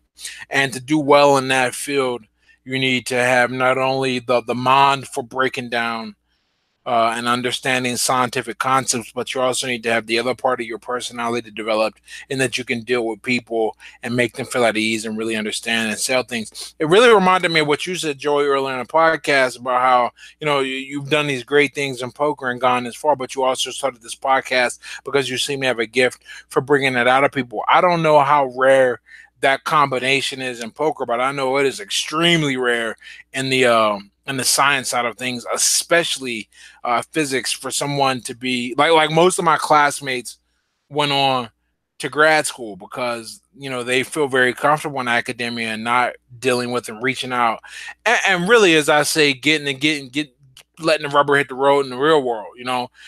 I, on the other hand, I mean, I really loved it, and I'm sure this is a reflection of my age when I went back to school, but it's also my personality. I really just enjoy being in front of people. So, and I might be a teacher. I've that. In fact, that's probably the most like that. That's what I'd be doing. But tech sales or teaching. Well, you definitely seem like a great teacher. We've all been really enjoying this. Thank you. My students, my quote unquote students, and the kids whose families found me and go, we want you, to tutor our child and help them get their grades up or whatever. They always say, man, you should be the teacher at the school. And I'm like, and I always say it, but they don't have to listen to people. So that's where we're at now. I really love kind of my position and wouldn't give it up for the world. Well, yeah, definitely. Thank you for the answer, and we really enjoyed this, and really want to thank you again for coming on the podcast. We love it. Hey, thank you for having me. Good job, Sash.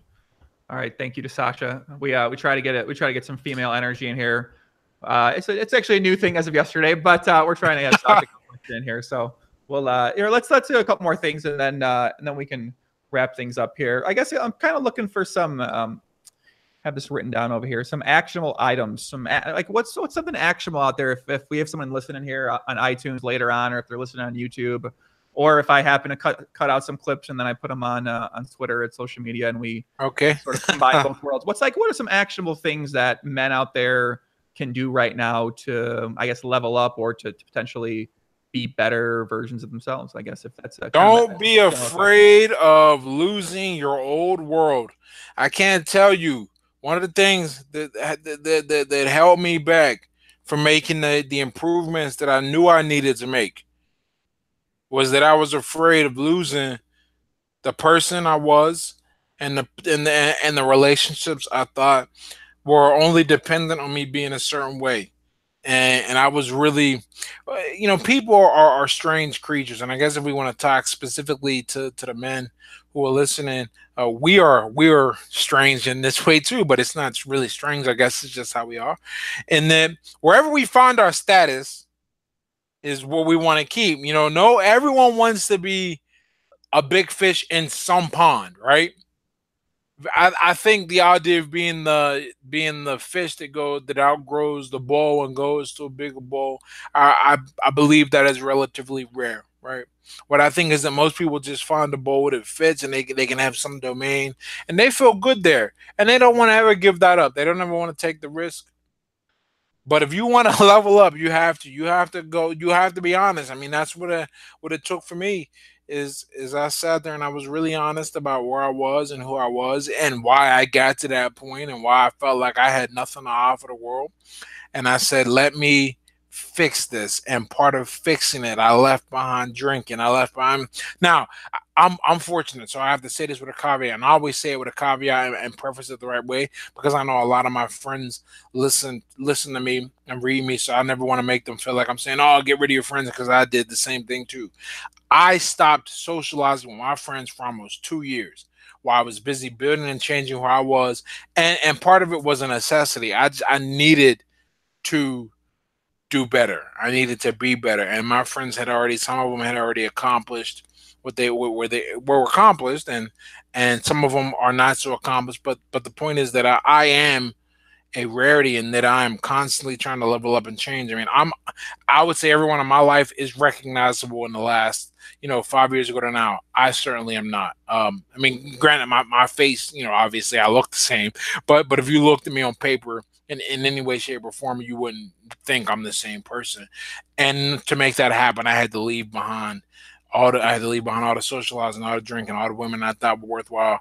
And I just made big changes in all areas of my life, and it really showed. But I had to lose the fear of being an outcast, being worried. In fact, I talked, my sobriety date, December 23rd. I remember I sent out a text to all my friends, and I said, "Yo, I'm scared, but I gotta do this for me." And I said, "I hope you guys don't like outcast or disown me." But I said, I hope they don't not, but because I had already made up my mind, regardless of what the reaction was going to be, I needed to do this for me. And as a result of doing that, everything's changed. And these guys are still my friends, right? But I also got other friends and other people who respect me, and I'm able to reach out. I'm able to have fun conversations like this with people like this, a new friend I've met, a new connect, everything. That's how it goes. So if you want to level up, and I'm telling you, yeah, I'm the best example I think a person can look at for this. You really can go from where you are now to a place you don't even recognize, and you will not, and you don't even think it's possible. 2 years of grind, 2 years putting your head down, grind towards a goal you think is worthwhile. And that's if you take, in my opinion, a slow scenic route. I like that a lot. Okay. Kind of sounds like, I guess, thinking about this from a different perspective, what if there's somebody out there who is struggling to even become any fish in any pond, and there's somebody who they feel like they just struggle with achieving simple goals in their life because they're very distracted by a number of different things in their life. I guess what would be something that potentially is actionable for that type of person who's just looking to kind of make a start towards something and kind of get on a path towards anything, really? You know, not always, right? There is a thing that I'm fond of thinking about, which is, how do you figure out if you're good at something? Well, do you try every single thing?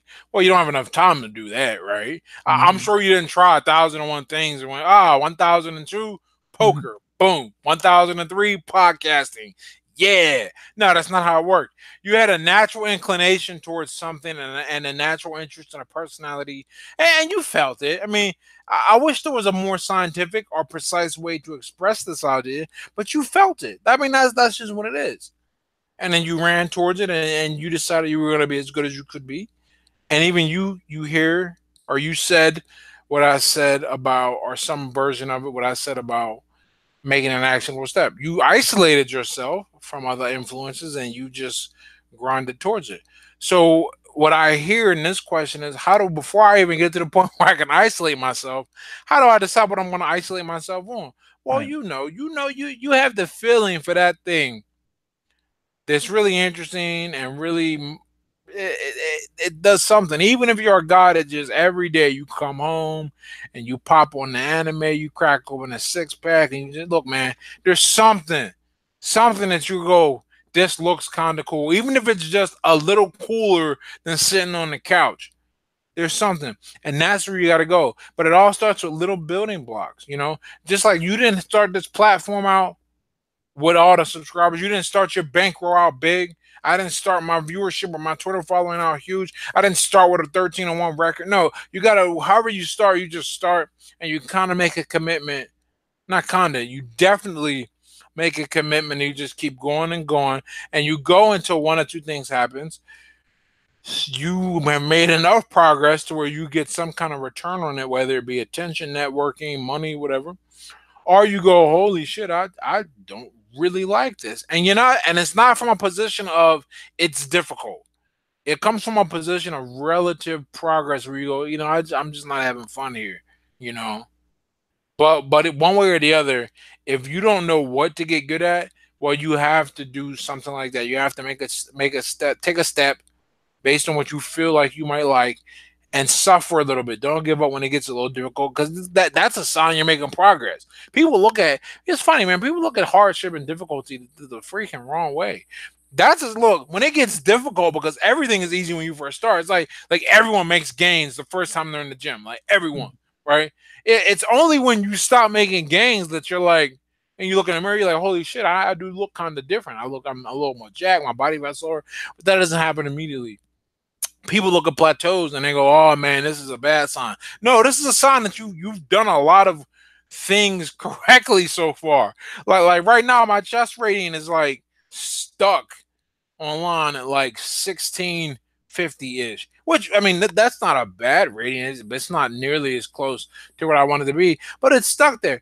But rather than get discouraged, I look at that and I go, well, I got this far, so I'm not shit at this. That's good. Okay, it's time to just tighten things up and practice a little more, and just keep getting sharper and sharper. Same thing, I look at where I'm going with Spanish right now. And obviously, maybe not obviously, English is my first language and has been the only language I've spoken most of my life.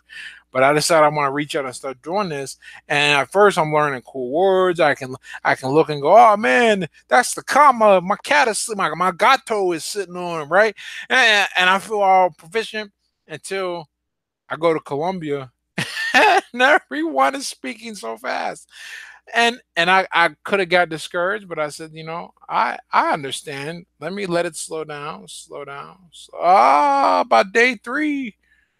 I'm negotiating with the street hustlers, and that let me know I got a little ways to go. And I come back and I start with a new teacher, and all of it is a completely different accent, man. She speaks Argentinian Spanish, man. That shit ain't even Spanish. She asked me, she said, "Como se llama?" I said, "What the?"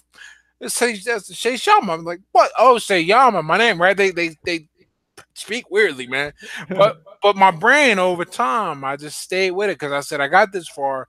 I know something. I've made a little progress. Now, if it turns out I can't get any better, I won't know. Look, man, you get a feel for when you're not improving, and what you decide to do with that is your own business. But I don't think at the first sign of no longer a rapid improvement, you give up, you stick with it. So to anyone listening, to summarize all of that, if you don't know what to do, go towards what you feel like, probably feel, because that's all it is. It's a feeling, I guess. Work towards when you make it past the first plateau.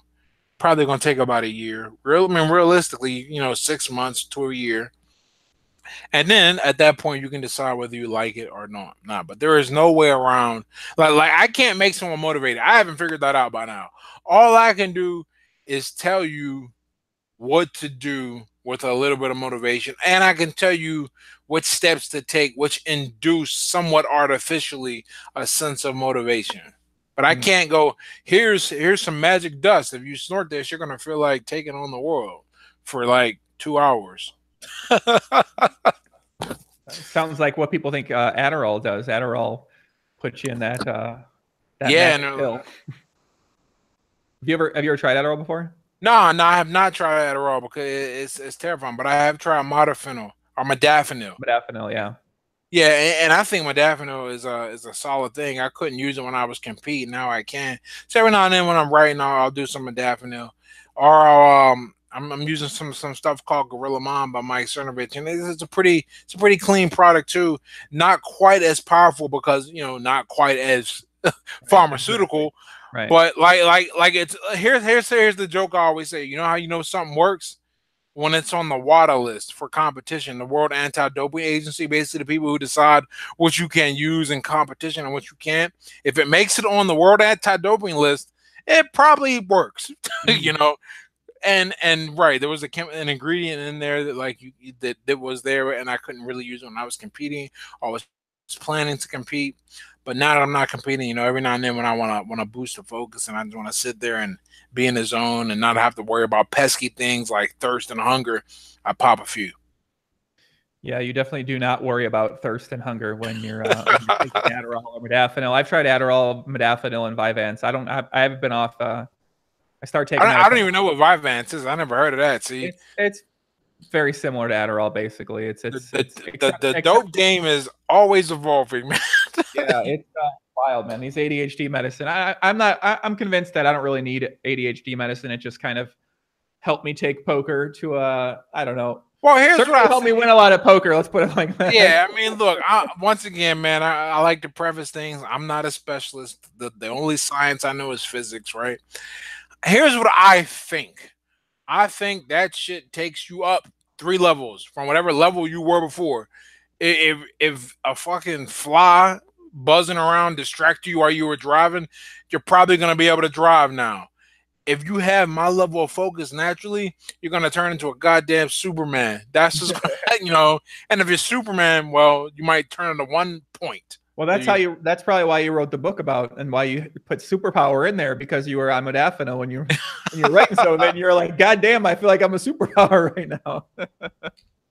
When you went to Colombia learning Spanish, were they calling you Papi down there? Were they say Papi? Nah, man, but check this out. This is funny as hell. So I don't know if you ever been to like parts of Central America that have a history of slavery, Central and South America. And like the United States, which has a history of slavery, there's black people like myself and others hanging out, right? But I guess somebody has so take that piece of information and just kind of tuck it away for the rest of the story. Here's another part. Through the grapevine and through some numbers that are published by the State Department, the rough estimate is like between 8 and 15% of black people have their passport, and then as far as travel outside beyond Canada or Mexico, it's even lower. Pretty much, my brothers ain't traveling. And if I didn't have any reason to believe that before Colombia, I certainly believe it now, because I'm walking around. Remember, this is a country where people who, if they didn't open their mouth, and they were just walking down the street in America. They look like me. The minute they hear me speak English or they hear my Spanish with an American accent, they shout out "Mi color" and point at the skin color. I had a dude selling water, and I said, man, I said no gracias. He said, come on, man, you my color or some hustler shit. I was like, huh. I just thought that was a brilliant little hustle tactic until we were about to get into a boat going to this part of the country called Isla Barú. And the dude that was bringing the boat up, he goes, "Yo, you mi color." I mean, he said mi color. He pointed at it, and they were yelling and excited. And I guess it's because they don't see black guys that aren't like from speaking Spanish fluently. An American or guy speaking English, period, who's black. They don't see a lot of us. So no one was calling me Papi, but people were they shout me color. I heard that quite a few times. So there's your story. The women don't not talking to you, or what? Like, how does it work down there? I don't know. Man, I'm walking with my girl, man. I heard about now. Granted, she was like, "No, you got to watch out for them fucking prostitutes." I'm like, because I guess prostitution is legal down there, right? And as with anything that's legal, you can advertise a little more freely, right? But no one approached me. No one said anything crazy. Probably because I was with my girl most of the time. I like to think I'm not a bad looking dude, but maybe I was repulsing cats, man. Who knows? I mean, it's probably because you're with your girl, I would imagine. I think if they see a dude with another chick down there, they're probably gonna back off. I don't really know. I've never been down there, but I do know that a lot of my friends who have gone to Brazil have come back with wives. And man, I can believe it, man. Everybody is freaking. So it's a lot thinner. We don't realize how big we are in the U.S., man. Because and you know what? I noticed this the first time I was in France too. I was just like, man, something don't seem right, and it was weird because I had no idea why the people look strange to me. And then I had a thought, and I was like, and then I started piecing it together, and the sense of strangeness went away. Man, people ain't fat, man. I mean, obviously there are fat people everywhere, but we are fucking fat in America, man, and many of us are. Yeah. And certainly almost none of us, statistically speaking, look like we are in the gym. Or run or do any kind of physical activity. You had a tweet the other day, I think. I don't know if it made people angry or something like that, but you basically. Oh, you talking about? I know it's exactly what you're saying. About like 75, like if you're not in this group, like 75% of people are overweight, 79% of people don't have any money in their bank account or something of that nature. Yeah, because and this is how I think, man, because somebody was complaining, and I hate complainers, and it was like, and there's the whole, like, they say this 80-20 rule, 20% of the men get 80% of the women. And so I sat there and thought about it, and I was like, okay, let's pretend they might have a point. Well, let's make sure that if you're complaining that you are part of the, one group that's overweight, because I started thinking, I was like, man, that really lines up, because I knew the stat about being overweight. That's like one of those things they kind of just throw in our faces. Like, being fat is like, now as American is apple pie. And then I was like, oh, let me look at the numbers for savings to make the point. Like, I did research for that tweet, man. Just so you guys know, man, this ain't all like off the cuff. Some of this stuff I gotta put some real work into. but I was thinking about that, and I went and looked it up, and I was like, huh, funny how those numbers line up. Apparently 80% of the guys ain't getting shows, but 73% of them, almost 80% of them, aren't choosable, basically. So I was like, I put that out there, and then people got triggered, people engaged. It's the whole game, man. The whole game. It's a game, but the more calculating side of me and Twitter understands that it's a war of attention, and if you win that war of attention, you get to do more, and you can affect more and help more. At the end of the day, it's kind of one of those ends justify the means. But also, I just like to express myself. There's this whole big deal. They're saying there's all this censorship. Maybe there is, maybe there isn't. I know I'm not gonna have that problem because there's some crazy shit. I don't want to say it, man. I'm just not interested. It's not my. You'll never see me tweet about politics for the same reason. There's a lot of. That's true. a lot of crazy stuff out there. I'm like, come on, man, I'm trying to have a good life. Politics is not made. I haven't seen anyone go, man, you know what I'm happy I did today? All that tweeting about Trump, man, I feel good. It's like I ran some miles, man. I'm like, nah. Yeah, I don't know. It seems like it's picking up lately. I really just stay out of that It's crazy. stuff. And You know, my goal, and this is part of the motivation. Obviously, I mean, well, not obviously, but not all of the motivation. But I, we're moving. And I said I wanted to finish out the school year with the last few students I have, and two of them, or one of them, I've had since she was a freshman going into her senior year. So I'm like, at this point, you're on your own. But I'm leaving the United States for a little while in June.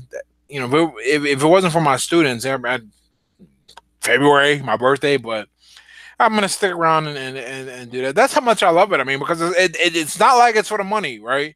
I mean, I have a rate per hour, but like, yeah, I keep that money in my wallet for gas, gas that I use to get to their house. So it's not like it's just fun for me. But I'm gonna hop out of here. The girlfriend is from Portugal, so I'll go over there. It's weird the way their law works. So we were looking this up and we figured this out and learned about this. So we've shared an address now for 4 years, maybe 5. No, we've shared an address officially for 4 years. And in Portugal, if you share an address with somebody for more than 3, you're considered married, right? And that also applies to their citizens, even in this country.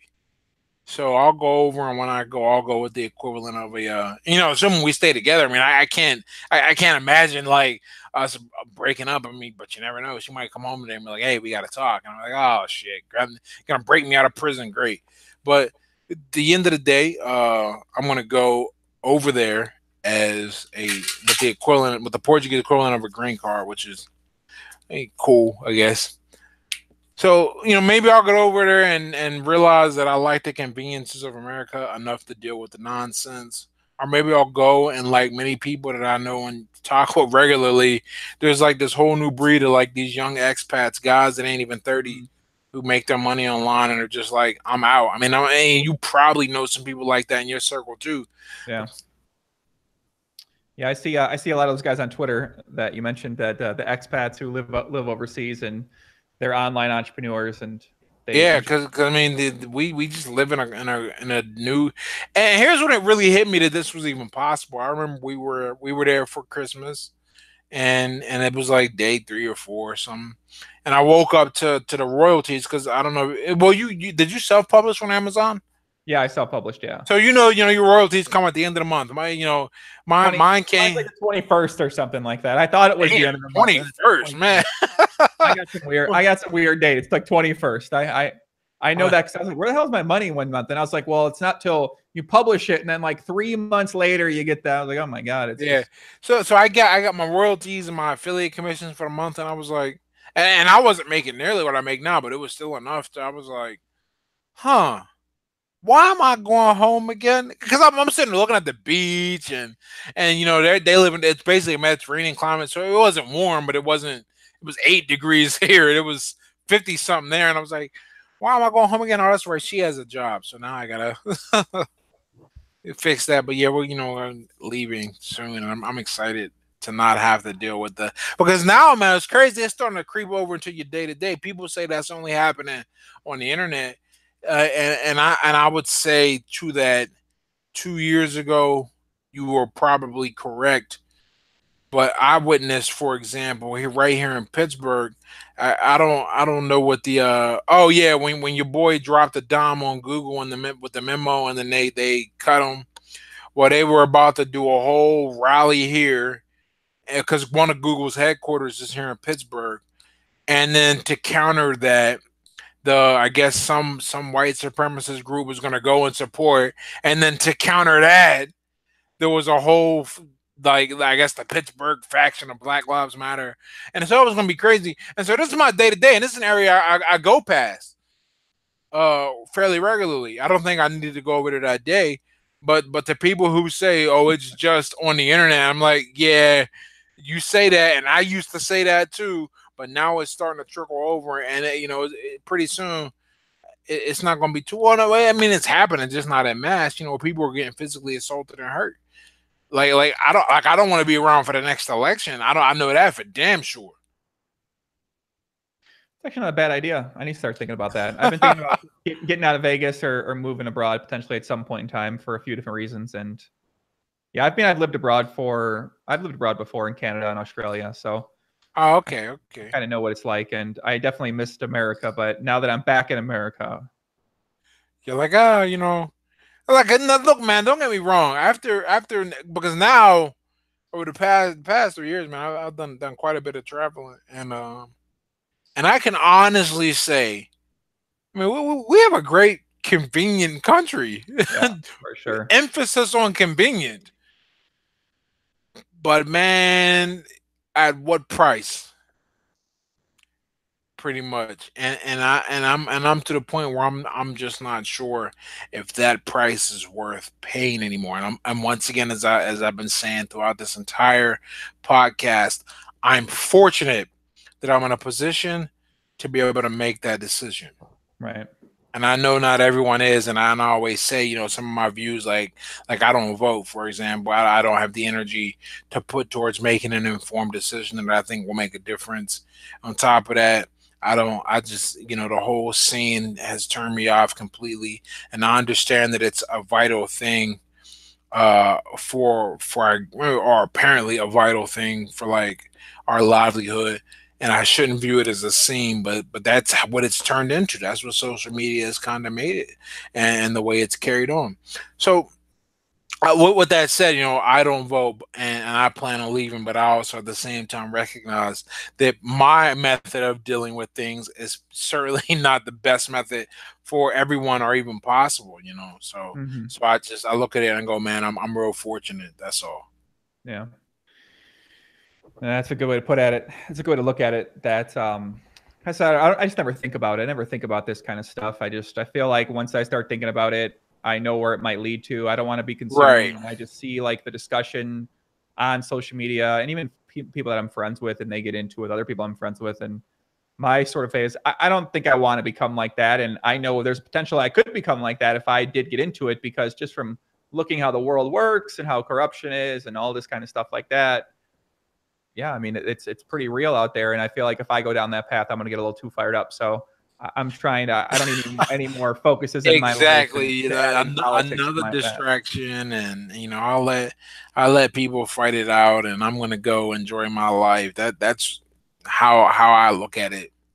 Yeah, that's kind of how I look at it too right now. And I don't know, you just start thinking about like, why do people care about politics so much? And then that opens up the whole door about why do people care about what they care about, and like how did politics become this thing everyone cares about? Here's my greatest issue, right? And I guess I should explain this because I don't want people to think that you shouldn't care about politics. The way what it's developed into, it's so hard for me to logically get to the point where I follow the actions and I see, okay, how is this making things better? And then even before I get to that point, how does this matter in the sense that am I supposed to really believe that it matters who's president? Am I supposed to really believe that? Like give me an example or give me some people's daily lives. And I'm sure there are people whose daily lives are affected who are citizens, but most people I know, most people no, you don't. And so it's hard for me to form a logical argument, and I'm not an emotional person. So if you can't get me there logically and demonstrate how it's going to affect me, and certainly make it more worth more than the stress it's going to induce, you're gonna lose me. And fortunately, that position of mine, because I don't talk about politics. I really think that's giving me the ironic thing of me not talking about politics is that people from both sides of the spectrum, I get this, I exist at a rather unique position. And this is when I knew it in terms of like the flow of information from both sides. I had a buddy of mine on Facebook. He say, man, it was the night of the election. And he was like, I'll eat a bug on live. I'll like videotape it live, me eating a bug. If Donald Trump even gets 180 electoral votes or something, to which I replied, "You're out of touch because I've been looking at the way information flows, and my guess is I said at that point, I said to him, I was like, I'm pretty sure he's going to win, and that was just an objective analysis of the way the information was flowing through my hub, and so like." I really enjoy like the strategies of politics and how victory is achieved and the tactics and methods. I do not enjoy basically what it's turned into, which is a positioning of ideas that don't really matter to kind of rile up people emotionally to get them to put so much time and energy into an interest that is not their own, you know. Mhm. So Thanks. that's where. I'm a nice apolitical fellow. You know, you're not gonna see me, you know, bringing that stuff up. I actually have a block list. I put it out of all the words I have blocked, and saying Republican, Democrat, Socialist, Liberal, Conservative. I have a lot. Trump. I have a lot of stuff blocked. You know, that I can't even see. So my social media experience is a pleasant one. Yeah, I don't have it blocked, but that's actually not a bad idea. Oh, it's a great idea, man. I'm telling you. Not a bad idea. Especially as a person who exists in this sphere, oh man, you'll be like, all this stuff. And again, don't you realize your life won't change one bit not being aware of the news. Right. One bit. People go, oh man, you should be currently you should be up on current events. To which I go, okay, and someone pointed this out, so I gotta give them credit for this idea. Yeah, if you're involved in certain types of trading, or where you like invest based on what you should be, but that's not most people. So Mhm. like all general statements, it doesn't apply, to the exceptions, and there will be an exception. So yeah, block it and watch. Most people can can do all right and have a great time, man. It'll be feeling good. Well, all right, let's leave the people with. I guess we already we never asked the question in this form, but one piece of life advice for the people out there as we wrap this up here. The difficulty of something is irrelevant if it's vital to your success. I'm pretty sure that's an Ed original, at least the way I wrote it and said it. But I believe that you don't think about how hard something is. Just look at it, if it's going to help you get closer to what you want out of life, and then go for it. So, if we want to send people to pick up some more material from you, I would suggest that they go to Amazon, check out your books on Amazon, and also go to your website. Put a lot of great content on your website, which is it Ed Lattimore, just my name. Okay. Same as my Twitter handle. My Twitter handle is Ed Lattimore, EDLATIMORE. I'm assuming you have it written in the title of the show, and my website is the same thing, edlattimore.com. Also a link in the description, or if on iTunes, I'll put it in the description on iTunes, and you can just click on there. And where do you think people would start first? I feel like your website where it says start here first, I think is a good option because you have a lot of really great long form material on there too. But if you want some micro content to consume, I obviously suggest Twitter. That's just come follow my tweets, man. You get to see my brain real time, and I've been meaning to go and trim a lot of the fat, so to speak. I don't want to. You're a retweet addict, I think.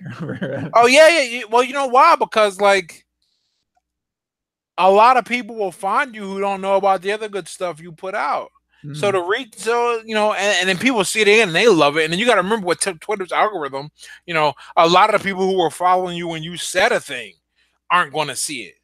So retweeting is always a good idea. Retweet other people's things a lot. I use the same retweet your own personal stuff. I use that strategy. Oh yeah, because I think that's like really good. Just because people aren't going to see it all the time, but you also retweet a lot of other people's stuff too.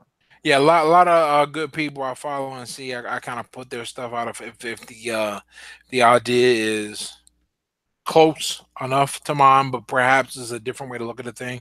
Like you never see me retweet like anything political or like racist or sexist, however they define that now. I don't use their definition, but I got to look at it and go, okay, I'm a black man and I have a girlfriend who's basically my wife. I mean, basically, what I feel good letting her look at this. Not what I feel good, not what she feel good, what I feel good, and if I have a pretty good sense of like how I want to be perceived and the image I want to put forth. So yeah, in other words, I don't retweet nonsense. It sums that up. Certainly not nonsense that doesn't have a point. Yeah, there's this one guy you retweet a lot, Damien Prosolendis. He's fucking. It's like sometimes he has a lot of good advice for a lot of good stuff for helping people also move forward. And really, he's a guy I met in person. So that's the other thing. So I know the guy, like, hey, I met him in person. He just happened to be in France, and I went and learned. And I was like, holy shit, man, this dude's a real millionaire. Like, which is like, it's weird. I mean, I'm sure you've met your share of millionaires in Vegas, but I never met like somebody who had built it up from the ground on the digital marketplace and did it. And then I met them in person afterwards. I was like, man, this is a real dude. Wow. Like, it was like the first time I think Iverson, when he was giving his Hall of Fame speech, he said, I remember the first time I was on the court and I saw Jordan, I was like, yo, man, I think I can see his aura. Like, that's how I was like, yo, I'm saying he wanted to meet me. I'm like, man, I want to meet you. Like, and pick your brain and ask questions and see, just learn stuff, man. That's awesome. Yeah, I always see his tweets. His tweets are always in your face. I would describe them. Very much so. Everyone's got a different. There's another guy I retweet a lot whose advice comes from a different place and is not so in your face. Like no one can be quite like no one can be me. That's why I don't have a problem retweeting stuff. No one can do and be me. That's the cool thing about personal branding and working on social media is if you do it the right way, you dominate an industry, and by industry I mean you have no competitors. Who else is a black dude with a physics degree who boxed and wrote a book? I'll wait. I don't know. You go find them, and then even if you do, then you got to narrow down the dude that grew from the hood, and then has my ability to put these lessons in the words, and then you get this whole unique person, and so I try and help out some people if I see them dropping good content. Yeah, the other guy I feel like I would associate that also does a lot of stuff on Twitter is Alexander Cortez. Oh yeah, he's great, man. He's always on the grind, man. I did we did a seminar together in New York City. We're doing another one, actually again north of New York City in November, and then we're going to be doing one out in San Diego. Cool.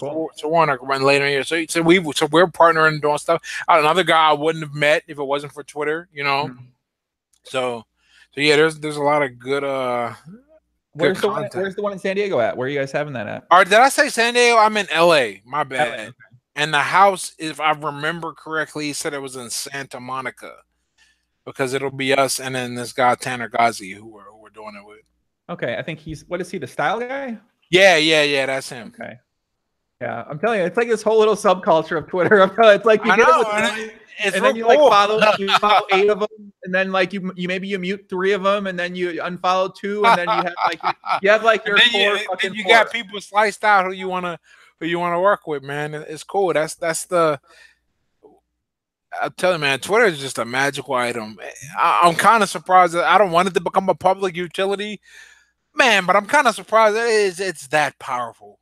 Yeah, I'm surprised too. I mean, I feel like I don't actually meet anyone that uses Twitter in real life, but I'm so much on Twitter, in the poker world, so much on Twitter too, that it's like, I don't know, I can't imagine. Yeah, that's weird, man. I feel the exact same way. Though you know what?